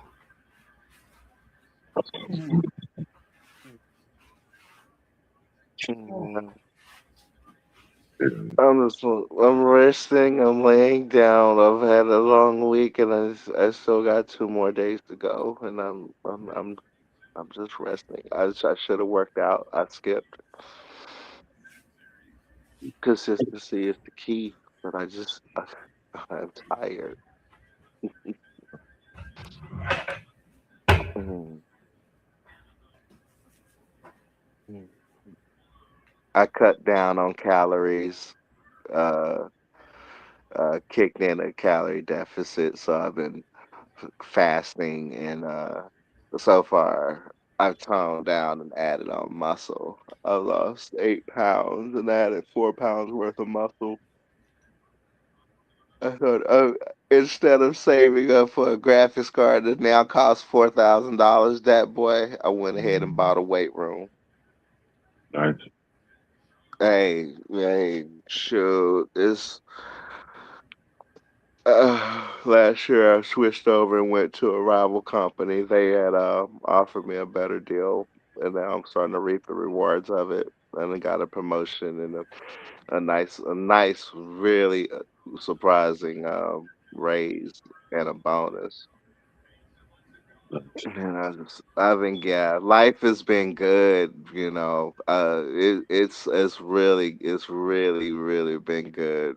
But I've been kind of busy. I haven't had my opportunity to dive as deep as I used to into YouTube, viewing a few things here and there. That's generally it.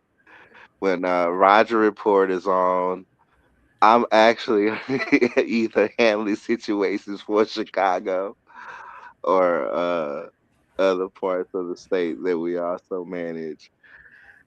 But it's a trip. I'd have met a lot of people in Chicago, in Missouri. Next month, we're supposed to be having Danika's meet and greet in St. Louis, so I'll be flying out there. It's my first time ever going to St. Louis. It's my first time. I'm nervous. I have to admit, I'm very, very nervous. Um, I ain't never been there before. I ain't done my homework. Uh, so far, the people that I've met that when on my visit, I'll end up meeting because I got an invite from an owner.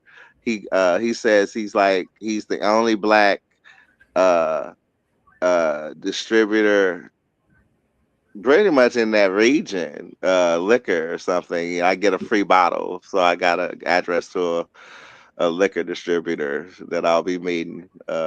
His son, his father started the business, and his son is now taking over his business. And he offered me a big ass bottle of some exclusive Crown Royal that I'm gonna get because I'm actually gonna give that to Danica, even though she doesn't drink, but her and Eric probably when they retire, they can sit back and marinate on.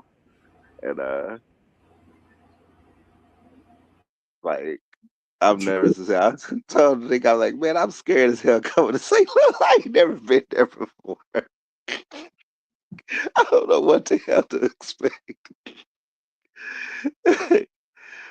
I'm like, when I have to go to a city I ain't never been before, I got a habit. I will always get my hotel as close as possible to the airport. If I need to rent a car, it's a straight shot. Someplace where if I need to speed, I can speed. Mm. Mm. Yeah. I'm not thrilled about going to the airports, and I don't take my piece with me. I mean, nowadays, I'm just not gonna do it. I don't even want to. I don't even want to deal with that side of it. But yeah, I was just like, damn, I just want to go in. I need to go in, be able to go in, and fly in, fly out, and return back to work. Yeah. But other than that, shoot, gaming has gotten expensive. Things have went up. Everything is going up. How y'all gas prices up there? Floating around 4, 5. You about 4 or 5? Yeah. Okay. Yeah. Same here. Mm.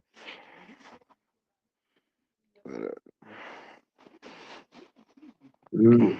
Wrestling. I can't believe Brock Lesnar actually faked his retirement. I don't think he faked it. I just think somebody paid him more money to come back. He got a good contract. That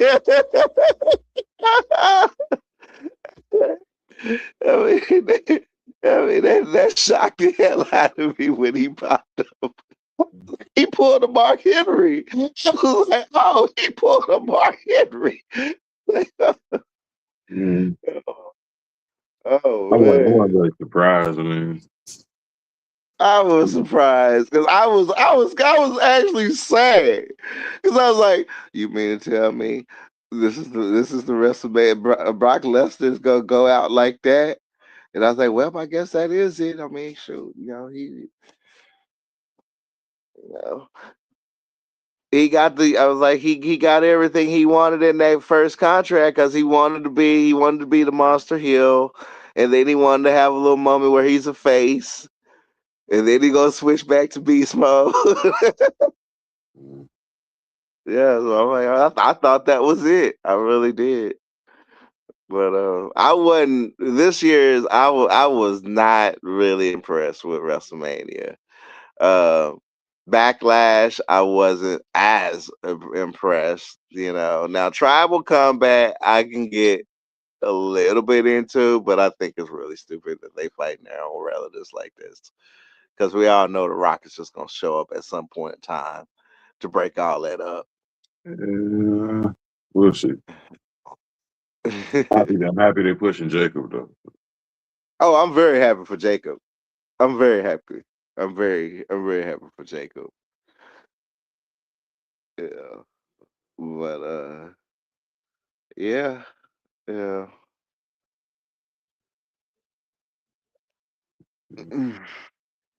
SummerSlam is coming up in mid cities, and I'm like, God, I want to go to that one. That's for 2 nights too. Uh, And I know we're getting a SummerSlam. I know. I don't. I just don't know the year. I mean, it could be next year, but I do know that we are going. We're going to host the SummerSlam, and then we're going to host the WrestleMania. I'm curious I how they're mean, gonna. I'm curious how they're gonna hold titles and try to promote this movie at the same time. That's what I want to see. what Street Fighter? Yeah, Have you seen it? I've seen trailers for it. Okay. Yeah. To be honest, it's not gonna do all that good. That boy. That's why. It's something just to get uh Roman and Cody's face out there on a big screen.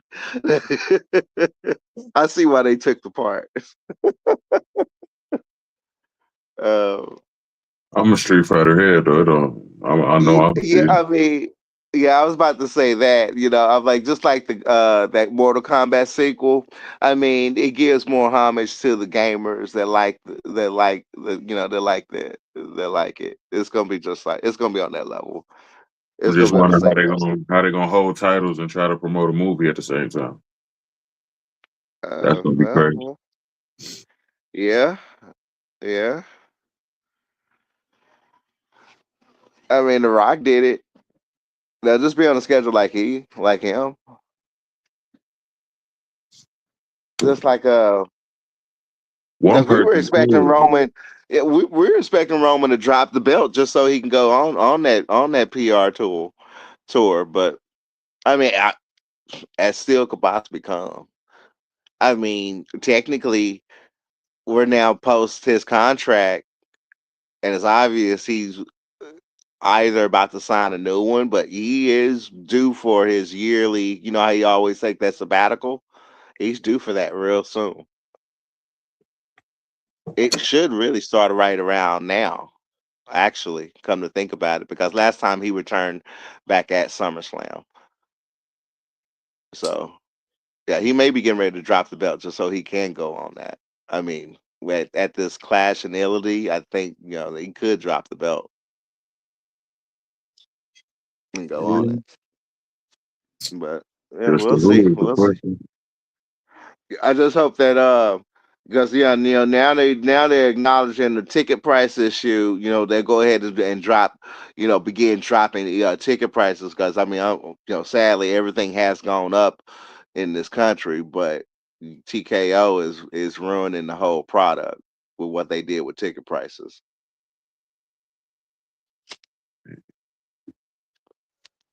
Yeah, yeah, shit. $145 tomahawk steak. Man, get out of here. Why you eating like that at WrestleMania? Come on now. Really, Vegas? Really? Y'all do it like that? Dang.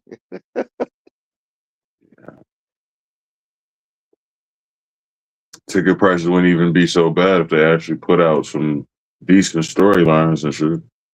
That's what they Yeah. focus on. Yeah.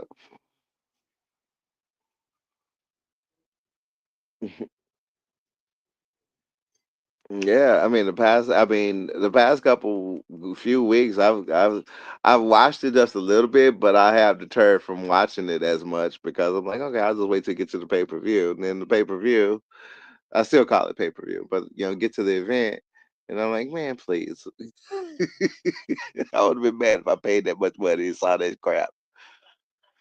Yeah. Except for the big tickets. The big tickets, I'll never speak bad on from experiencing them myself, but the big ones. Yeah. Like Hell in a Cell, yeah. Royal Rumble, yeah. SummerSlam, WrestleMania, without a doubt, if you can afford it.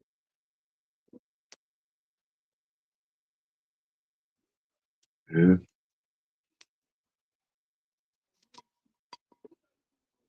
How you feel about the Cowboys? That's what I meant to ask. Well, I'm very happy how they performed in the draft. I'm happy with our new picks. I think everything is beginning to look right, but then again, I gotta hold my breath until I see that scrimmage line. When I see them on the line, that boy, that's when I'll be able to say, okay, let's go. Yeah. Preseason when I call the Cowboys, believe it or not, I call our season off the first two games of preseason, or even the exhibition.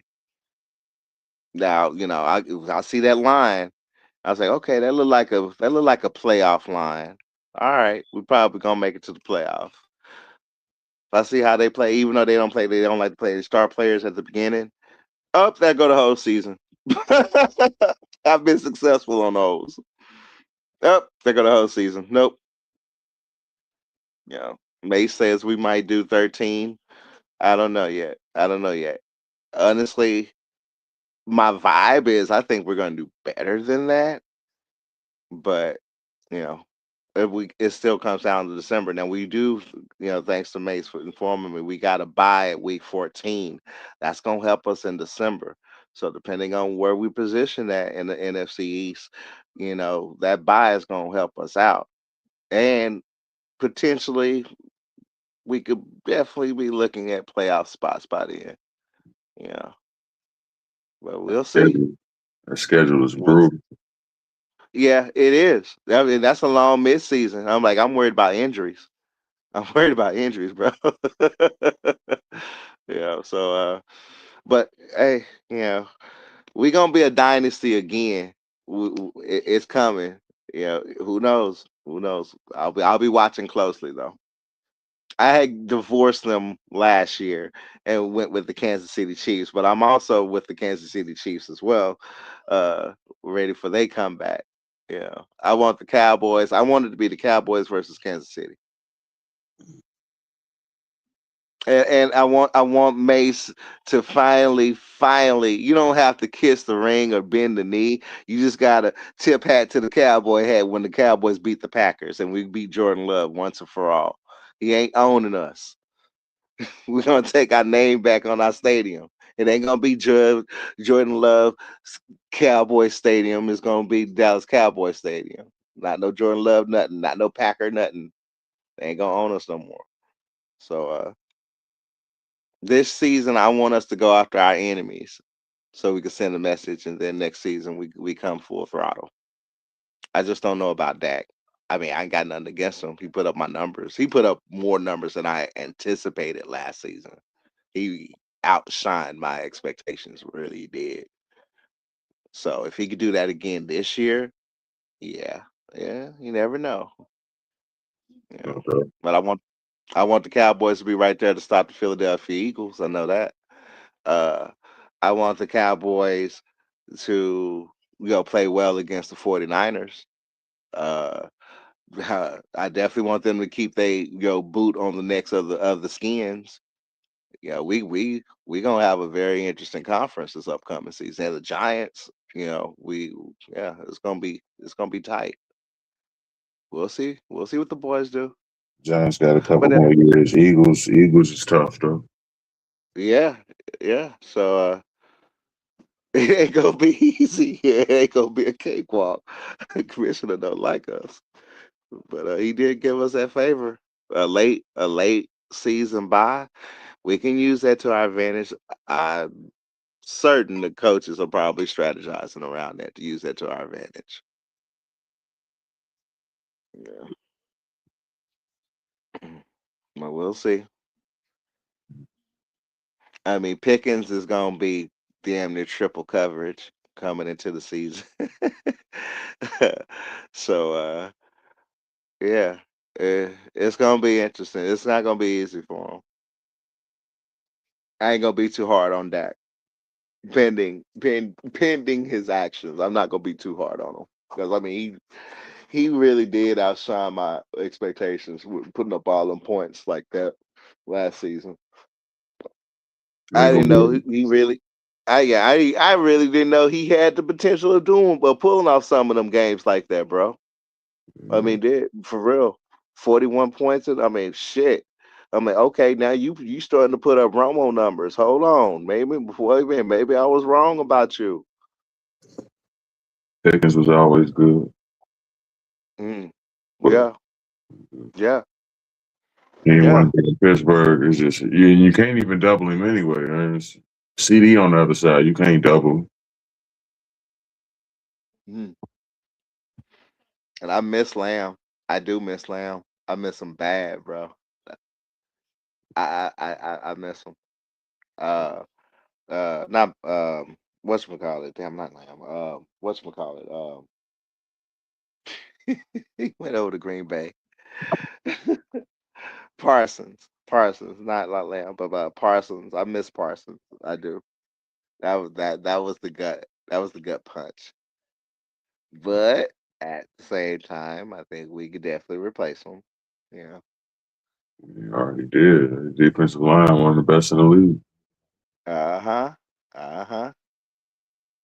Uh huh. That's that old Jerry's knowledge.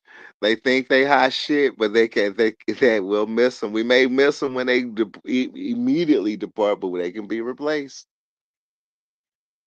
Yeah, we shall see. We shall see. But So,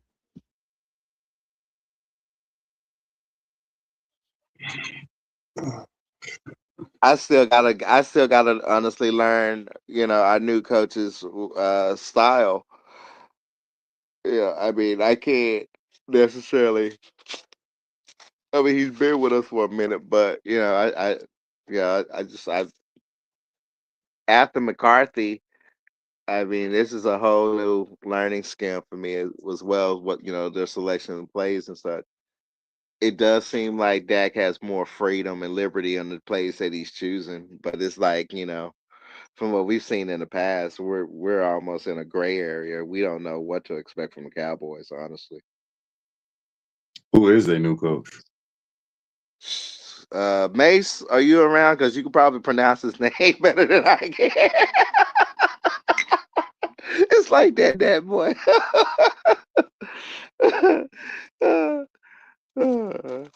Mace, you got your mute button on. Mace is probably still eating. Yeah, Uh, but yeah, he's been around. He got the experience. Shit, he been assistant coach for so long. But he got, and technically, he didn't do so bad. He really didn't on his first go around. It didn't do so bad. You know, considering what he inherited. I mean, wasn't too difficult. I mean, I'm pretty sure he's now making adjustments. I'm sure he happy with the cards he has this on this upcoming season. He's gonna be able to do some shit with that.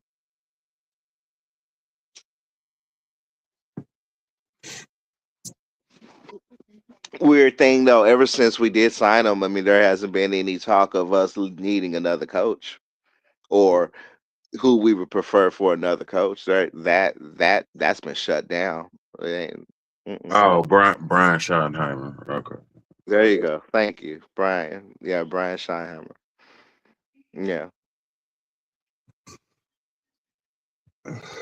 He ain't bad. I like his dad though. So he's not a bad offensive coach.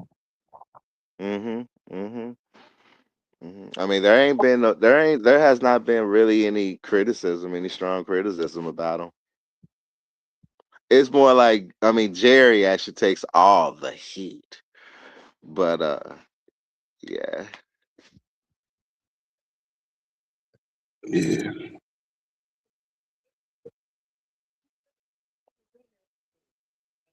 Mm. But man, I can't believe how fast May has already almost came to an end. We're already to the end. It's just it feels like it's only been just 2 weeks, but it hasn't. It's been almost 3 weeks, and I'm like, is it really about to be the 21st tomorrow? I'm like, Jesus Christ. Yeah. Halfway through the year already. Mm. Yeah, I've had to get up at 5 each morning, uh, so I can get to work by 7. Pull up the weather radar, see what's going on in our nation, see which one of my territories is affected by it, and let's begin to and train new hires. I got my actually, yeah, I mean actually y'all will see her because she's actually gonna be on my channel. I hired my model, uh, and so we're now working together. Uh, Even better. Oh, and she's got just so much, man. She's so hot. It's really hot. This morning I asked her to marry me. That's it. Let's go ahead and become a power couple. Nice. I'm kind of crazy about her. Because, I mean, I was like, to stay in shape, I promise you, when I get this channel started, they'll see this content, and the guys gonna go absolutely ape shit over you. And I mean, man, she's gotten even better in shape. And this morning, I was getting my coffee, and she comes up, and she taps me on my waist, and I turned around. I had my face. I was facing the floor a little bit as I turned. I just saw her ass, and I was just like, "Whoa, bring that motherfucker back to me." I said it loud, and I was like, "Bring that motherfucker back to me." I was like, did I tell you to cover that up? I don't need to see that ass in the morning like that. You started blushing. Mm. Yeah, Yeah, it's funny. yeah. I mean, unfortunately, I lost my first protege. She was like, I had worked with these girls at another company, like the rival company, and I advised them like, when you get tired of the bullshit, we can go ahead and jump ship over to the rival and put where we were at out of business, pretty much when we leave. And they were the first to listen to my advice because they ended up getting laid off, and one got on, and then I came on, and unfortunately, we had just we lost her just last week, and I was like, I can't believe I'm losing one of my proteges. I mean, this is part of my plan, my master plan. I was like, but there's another. And I was like, there is. I was like, yes. So they gave me when they gave me promotion, and gave me hiring powers. So I was like, all right, you know, I'm getting some top talent in, and Nice. things are things are shaping up. Things are shaping up, but I'm happy to have her around. I told her, I mean, she's an exception to for a black female. She's an exception to a rule. She is. I took her under my wing long time ago because I enjoy her work ethic. It's been a while since I've seen a young sister that has ambition and drive, and they put it. You can see it in their work. You know what I'm saying? Uh, you know, she's curious. She wants to learn. Her mind is a sponge. She wants to be a pro. You know, she look at the job as a career. So I was like, all right, you're kind of special to me. And we got to talking and everything. And yeah, so now I feel like a little Kevin Samuels. Yeah, absolutely. Kevin Samuels and everything. And I guess I mean, bro, I'm still growing into my age. If you understand me, I mean, I'm a young spirit. I'm not used to being over 50, bro. I don't look it. I mean, you can look at that profile picture there, but I don't even look like that anymore. Ever since I started working out, I look even younger. So I can look like I'm in my 30s. A lot of the chicks around, they always think I'm in my 30s. They never would assume I'm actually over my 50. I'm because I'm healthy. I'm over 50, and I would have had to let the grades start coming in because I got tired of people think I'm a kid. You know what I'm saying? Especially the old hacks. The old hacks will chase after you and try that bullshit in your ear, and that's when I pull that motherfucker. You think I'm a kid? And so like, how old are you? That's the number one question all females ask me. How old am I? Because they can't guess my age. And I went ahead and said let the gray come in, and I'm like the only. I don't know why. I keep telling the fellas, I'm like, if y'all want attention from the fine ass girls up here, you know what I mean, they just got out of college, you need to wear some cologne. You need to wear some cologne. Update your gear. Absolutely. Dress right. Dress. I mean, this is corporate America. So shit, go out. I mean, we pay good salaries. You can afford this shit. Go out. I mean, fuck it. I don't care if you're in an Amazon basic shirt. If it's a nice Amazon basic shirt, wear that shit. All right. Just make sure it's pressed. You ironed it. And then number one, smell good. That's all you gotta fucking do. And I'm like, I smoke and I still smell good. Okay. And I'm like, come on now. I won't smoke a black a mile. But hey, just smell good. Just be right. Um,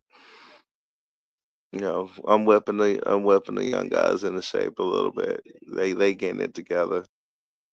Uh,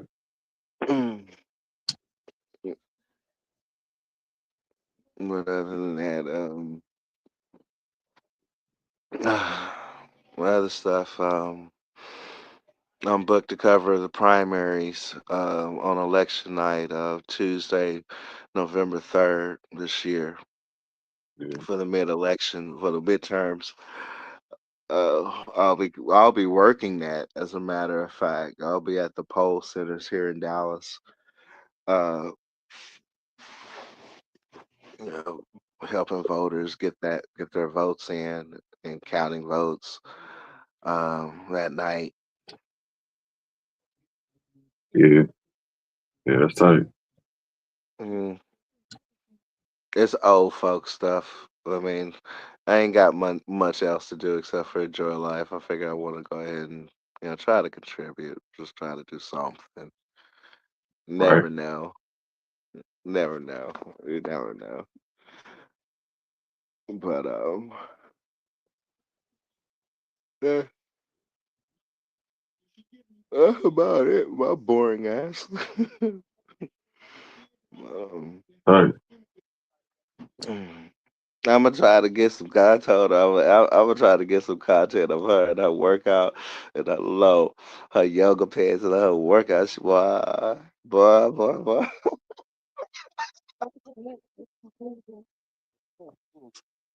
Over here. And she was like, "What?" I was like, "I didn't expect to see that ass this morning. Why you got that on? Don't you know I'm trying to concentrate?" I like, you know something?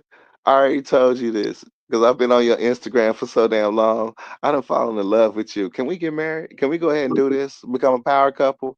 I'm like, fuck that. I hired you, gave you a good salary. You can buy that shit. Do you know that's you know what that does? Right.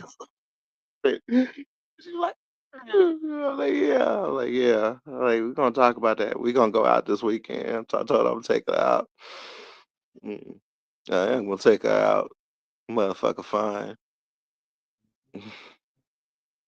It's the sisters that I mean, they gotta be unique for it to activate my radar. They gotta really be unique and stand out. And when they do, that's it.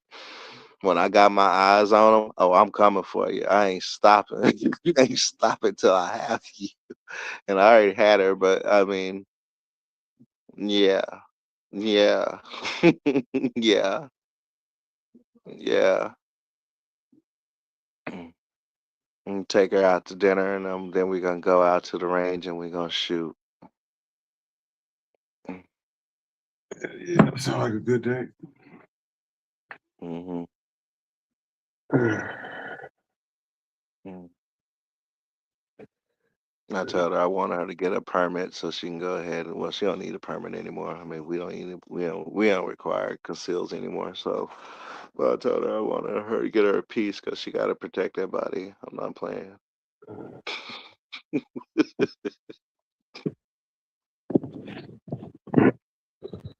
Yeah. Yeah, none of that. Yeah. Let's work. What the fuck is going on? Just got a message. Man. I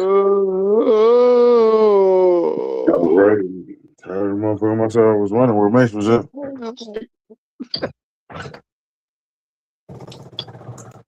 Fucking fuck.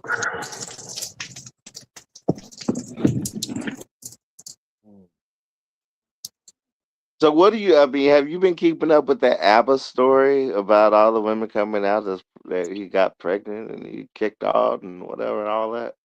Not Have you really. been keeping up? Yeah. Mm. Not really. I ain't big after the free trans anyway, so Meaning, I ain't never been well. That back then. I mean, in 2020, they were funny. I was thinking that they were funny. I watched a few of their critiques, and then when they started doing the fuck shit, that's when I was like, oh no. And then the war between them and Fresh and Fit, I was like, nah. And I was actually digging the Fresh and Fit crew back then. yeah, I guess. But I mean, you know, it's like when everybody started talking about it, I was like, whoa.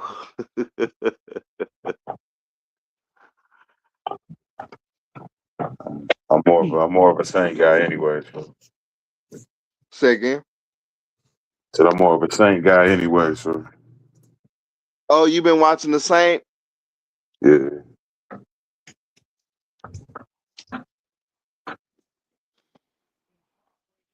So where is his partner? Is he now just doing the back end?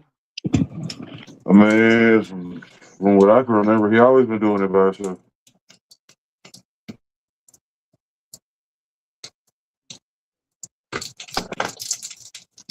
I noticed like more of his product has definitely been centered around him, but I ain't seen the other one. Where's the center?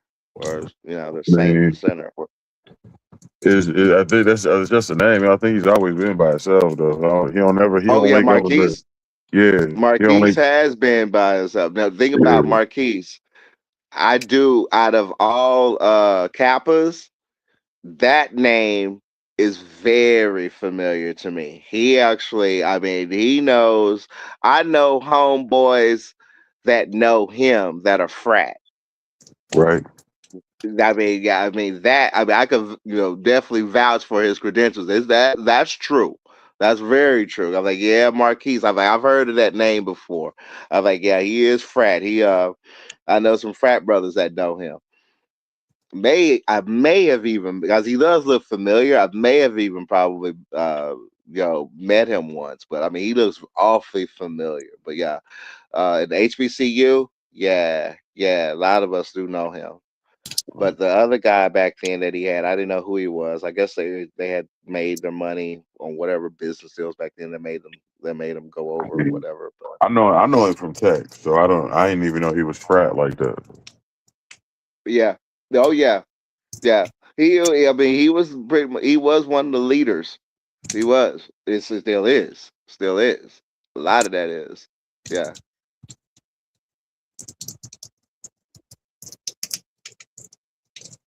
Yeah. So he does. I mean, he does be knowing what he's talking about. No, no cap. He also is an undercover pimp. But hey,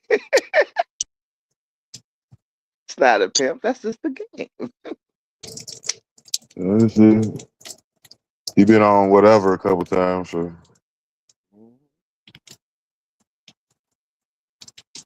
Mm-hmm. that's the pod that's taking over for real. So,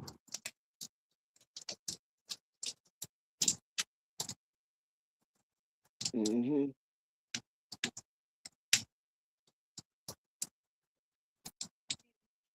Brian, all right, I guess his corniness worked for him, I guess. Mm.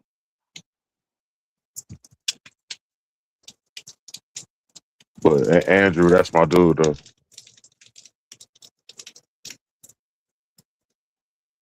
Andrew. Yeah, Andrew Wilson. Andrew was okay.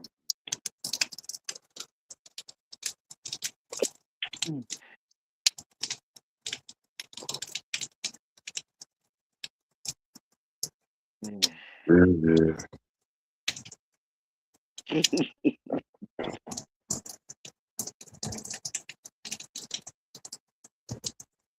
Damn, I was wondering what I'm, made you that. What was that? nah, I was about to say, nah, I was just thinking about work.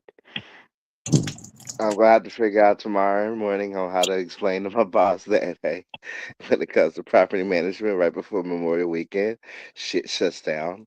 I had told him that today. I'm like, hey, by 12:30, shit's gonna start shutting down because people started putting in their vacation time and getting the fuck up out of the office. So we got till Friday to get a lot of stuff done. If it doesn't get done, it's not gonna get done until next week. That's it. I can't schedule meetings if people are on vacation. I'm like, hey,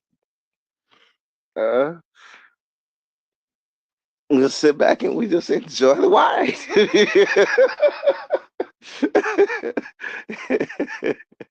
Uh,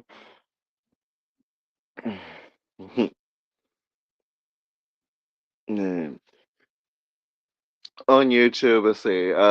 I've graced the African diaspora, uh, because I gotta keep my eye out what's going on in Africa. I'm planning on go to Ghana, uh, probably maybe by the end of next year.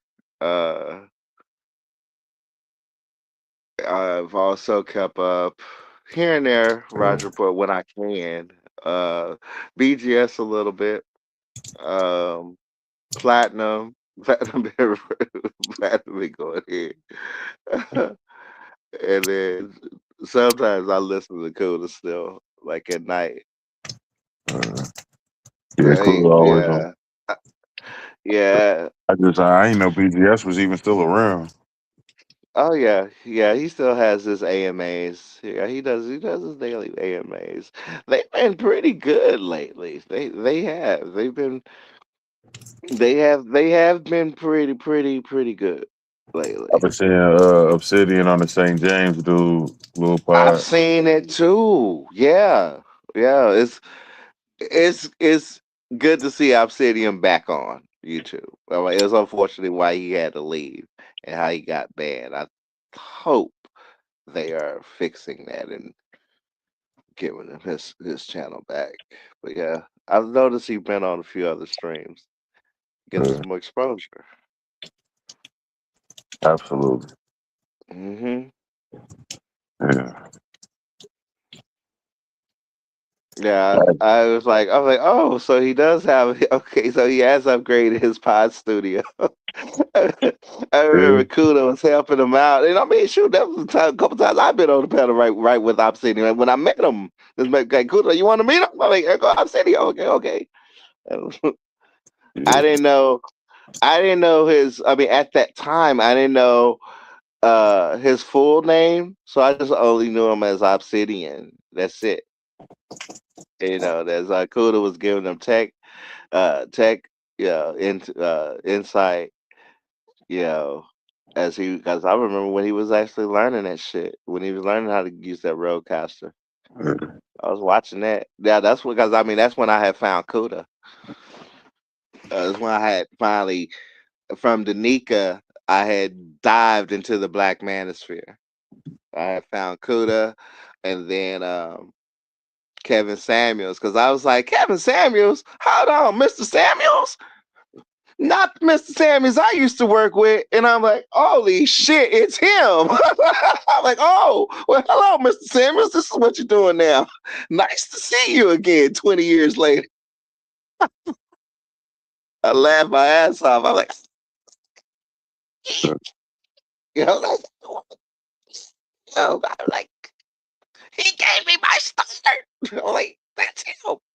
And Kuda had Obsidian on, and that's why I started learning, because Kuda was like, Kuda always went through the Manosphere history, Manosphere 2.0, 3.0, all that mess, right? And Kuda was like, oh, that's Obsidian. So I was like labeling the leaders of the so-called leaders of the Black Manosphere, Obsidian, um Obsidian BGS, well, Obsidian BGS, uh, uh, Angry, Angry Man. Who else? Who else was in that? Who else? I was like, Kevin, of course, but not really, because he was branching out. Uh, uh, Kevin was out of them. Kevin was the one that shot up. He shot up. I remember when he shot up. A All it couple took. more. I mean, you had Who else? And then I mean all the other guys like Man of Tomorrow and all the MOT and all the rest of them. That's also in the core. I call that the core. And then there was Roger, and Black Roger Guru, Ford, Bernard Riley, all of them. Bernard, yeah, and then Alan Rogers, Carter. What was it, Carter Allen, or what was his name? He passed away. The gentleman that passed away. Um, but I also put them up. I was trying to basically get the mapping of it all, and just basically, placing where I was thinking these individuals would place in the Black Manosphere. I put those guys up in the upper tier because they were the seniors and elders, like Uro and such. So I was like, okay, that's the elder portion. So I was always just jumping them in and around, because Kuda was pretty a huge gateway to all of that. And learning Obsidian's perspectives, and come to find out the brother's a fellow Sagittarian. I was hard on him. I was hard on him until I started listening to him, and I was like, wait a minute, we got some things in common. I was like, what the fuck? Like, it turned out, oh God, he's a Sagittarius. So he's been telling the truth. So his perspective is truth. That's our perspective. That's when I realized Obsidian hasn't been lying about anything. I was like, oh my God, I actually got something in common with this dude. So I didn't get an opportunity to because the only person in the Black Manosphere that I've done the most history work on was Anger Man, even over Danica. Danica saved my life. But Angry Man, as a male content creator, that's the only one that I've actually gone into his archives, seen from where he began and how he's built his brand and production from day one all the way where he is now. That's the only one that I can connect with when I did my adult mastering in the adult film industry, when I got my start, because that's exactly how I started. I started from square one and learned and learned and learned and learned until I got up to a proper production level where I could even compete with the studios. And that's on the amateur circuit. So I'm like, that's the only one that I related to. And all this content I completely related with. So I was like, yeah, I did my homework on AM. And because Kudo was like, hey, yeah, go ahead, dive in, dive in. He's like, here's a link to Obsidians, here's a link to AM. Here's because Anger Man used to come over as well. I miss our karaoke nights. The karaoke nights was fun. I would love to be on YouTube in the middle of the night, drunk as hell or high as hell, drinking and singing songs. Man, I'll do that when the Cowboys win a Super Bowl. I guarantee you I will. I will. I will. Oh, believe that, dad boy. That's gonna come. Please join my channel when that day. Just be prepared for that. Go ahead. You get that VIP seat. I'll give you a wrench. I promise. I promise. I promise. I am going to act a fool when that day comes. Yeah, no doubt. I will act the fool. Yeah. Oh, bro, it's gonna be a most. I'm telling you, if we ever make it back to the Super Bowl, I mean, if we ever win another NFC championship, the party in this city will be so huge Mm. that not only it will break news, but they'll just say, look at them people in Dallas. Them people are acting a fool. Cowboy merchandise flying off the shelves. $1 billion in Cowboys merchandise sale overnight. Parades, fans are driving downtown just blowing their horn. Fans driving all over the city blowing their horns because Cowboys going to the Super Bowl. And then if we win that bitch, bro, now with all these people that have now moved into the Metroplex, bro, we gonna do something so big. We gonna have numbers pretty much like the Philadelphia Eagles, which I did ride with them that first Super Bowl win because I did feel even though they were my arch enemy, I was like, you know what? That Philadelphia ain't won in so damn long. This is the first time that they win. They earned that shit. When 3 million people came out to cheer them on, Dallas is gonna have that one day. We never did get up to three. Yeah, we never did get up to 3 million, bro. We maybe had got up to a few 100,000, but we ain't never got up to over 1 million. But it's been so long, and we got so many people now. If that was to happen to this, psh, psh, yeah, yeah, history. I mean, so and I will act a fool. I will act a fool. I'm sure my boy on Cowboys Nation gonna act a fool. I mean, it's gonna be an emotional time. You're gonna see a whole bunch of old niggas crying, bro. We gonna be Yeah. crying. We gonna be crying and hugging. I know the fellas in my camp, we gonna be crying because it's like for us, the last time we celebrated like this was when we were coming out of high school, bro. Yeah. When it come to a Super Bowl championship. Yeah, yeah. Straight up. Michael Irvin was like, are you following me around? Mm. No, Mr. Irvin, no, Mike. Actually, we just got the same taste. I hang out at the same spots you hang out at. Oh, you need to watch that stripper over there. I say, I went to high school with her. That bitch she a snitch. Don't do it, Mike. Don't do it. Oh, if you only listened to my advice back then. If you only listened to my advice back then. Mm. Uh, I drank with him. Um, Through him, that's how I met Dion. I mean, meet Dion. Right. Also Eric Williams. I drank with him. As a matter of fact, me and Eric, we did 2 rounds at the club. I bought him a drink. He bought me a drink. Uh, uh, that was before the accident.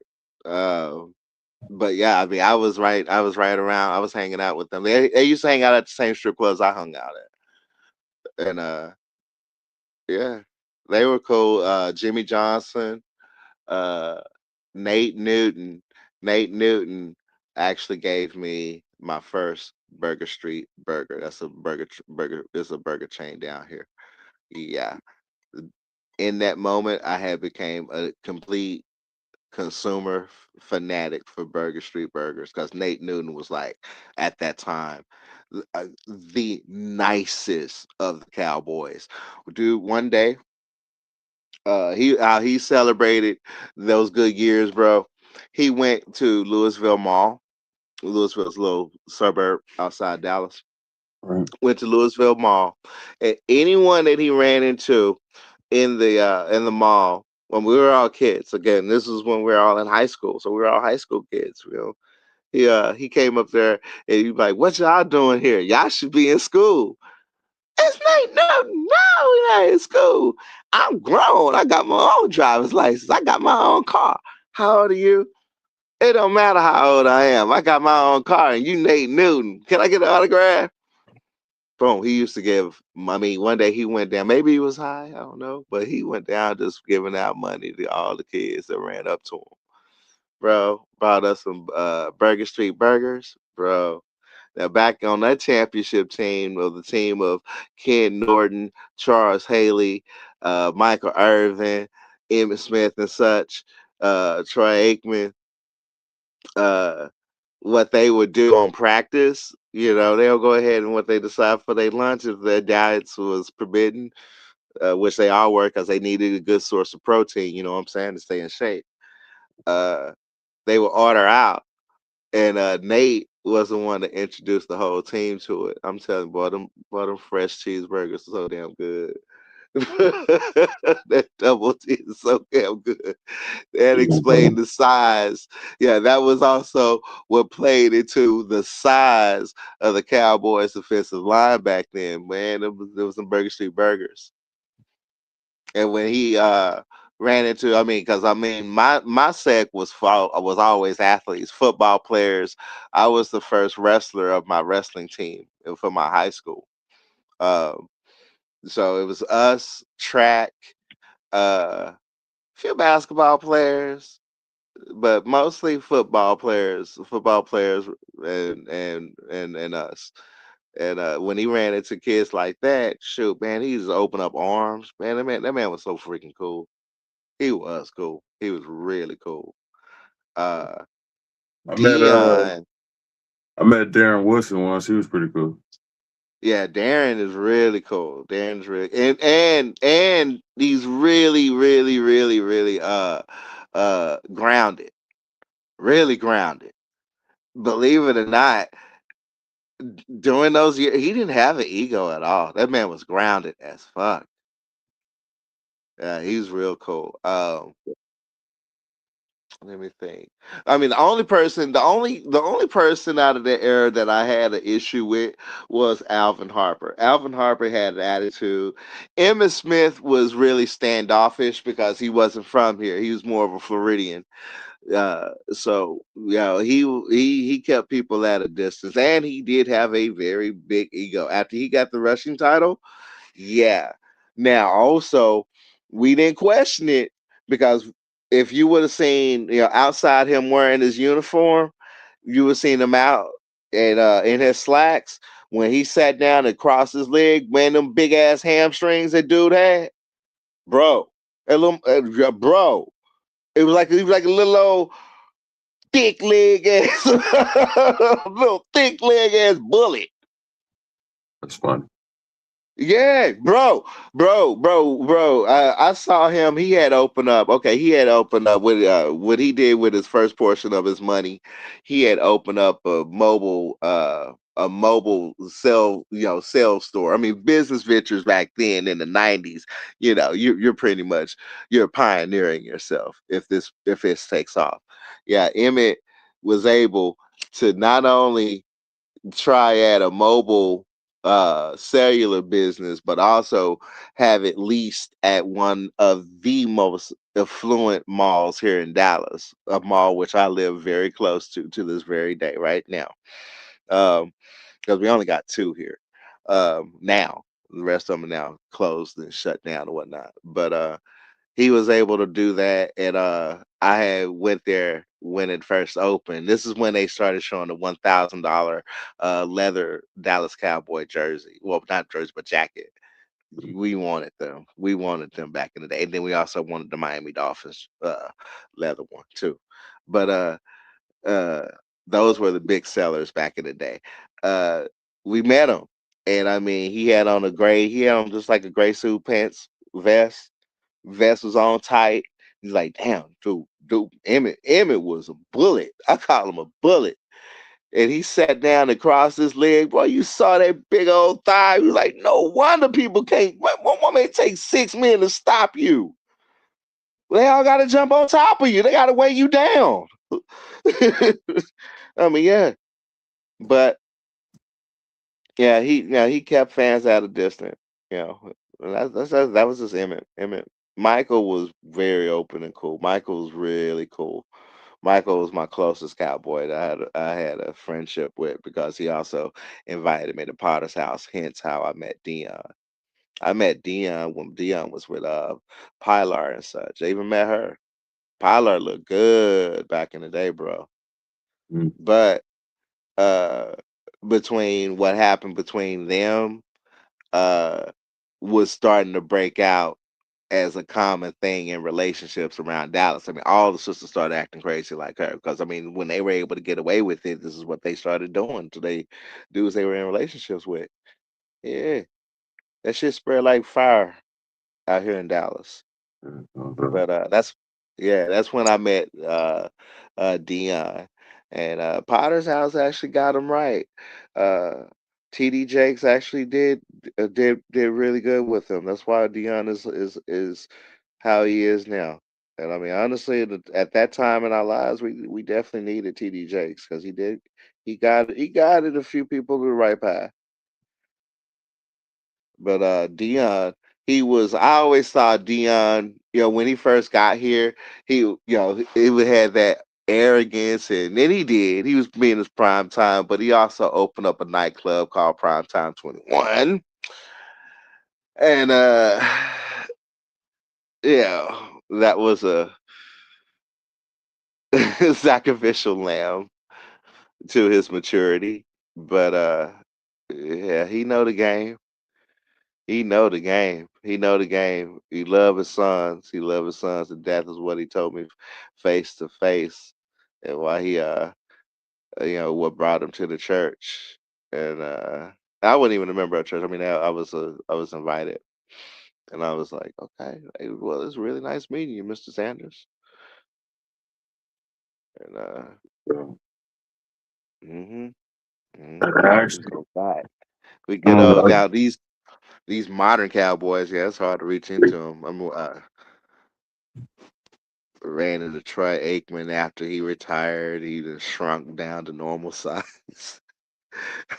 I helped him find a battery for his phone, and I told Troy Aikman to his face because we had promo. I said, Troy, I was in high school.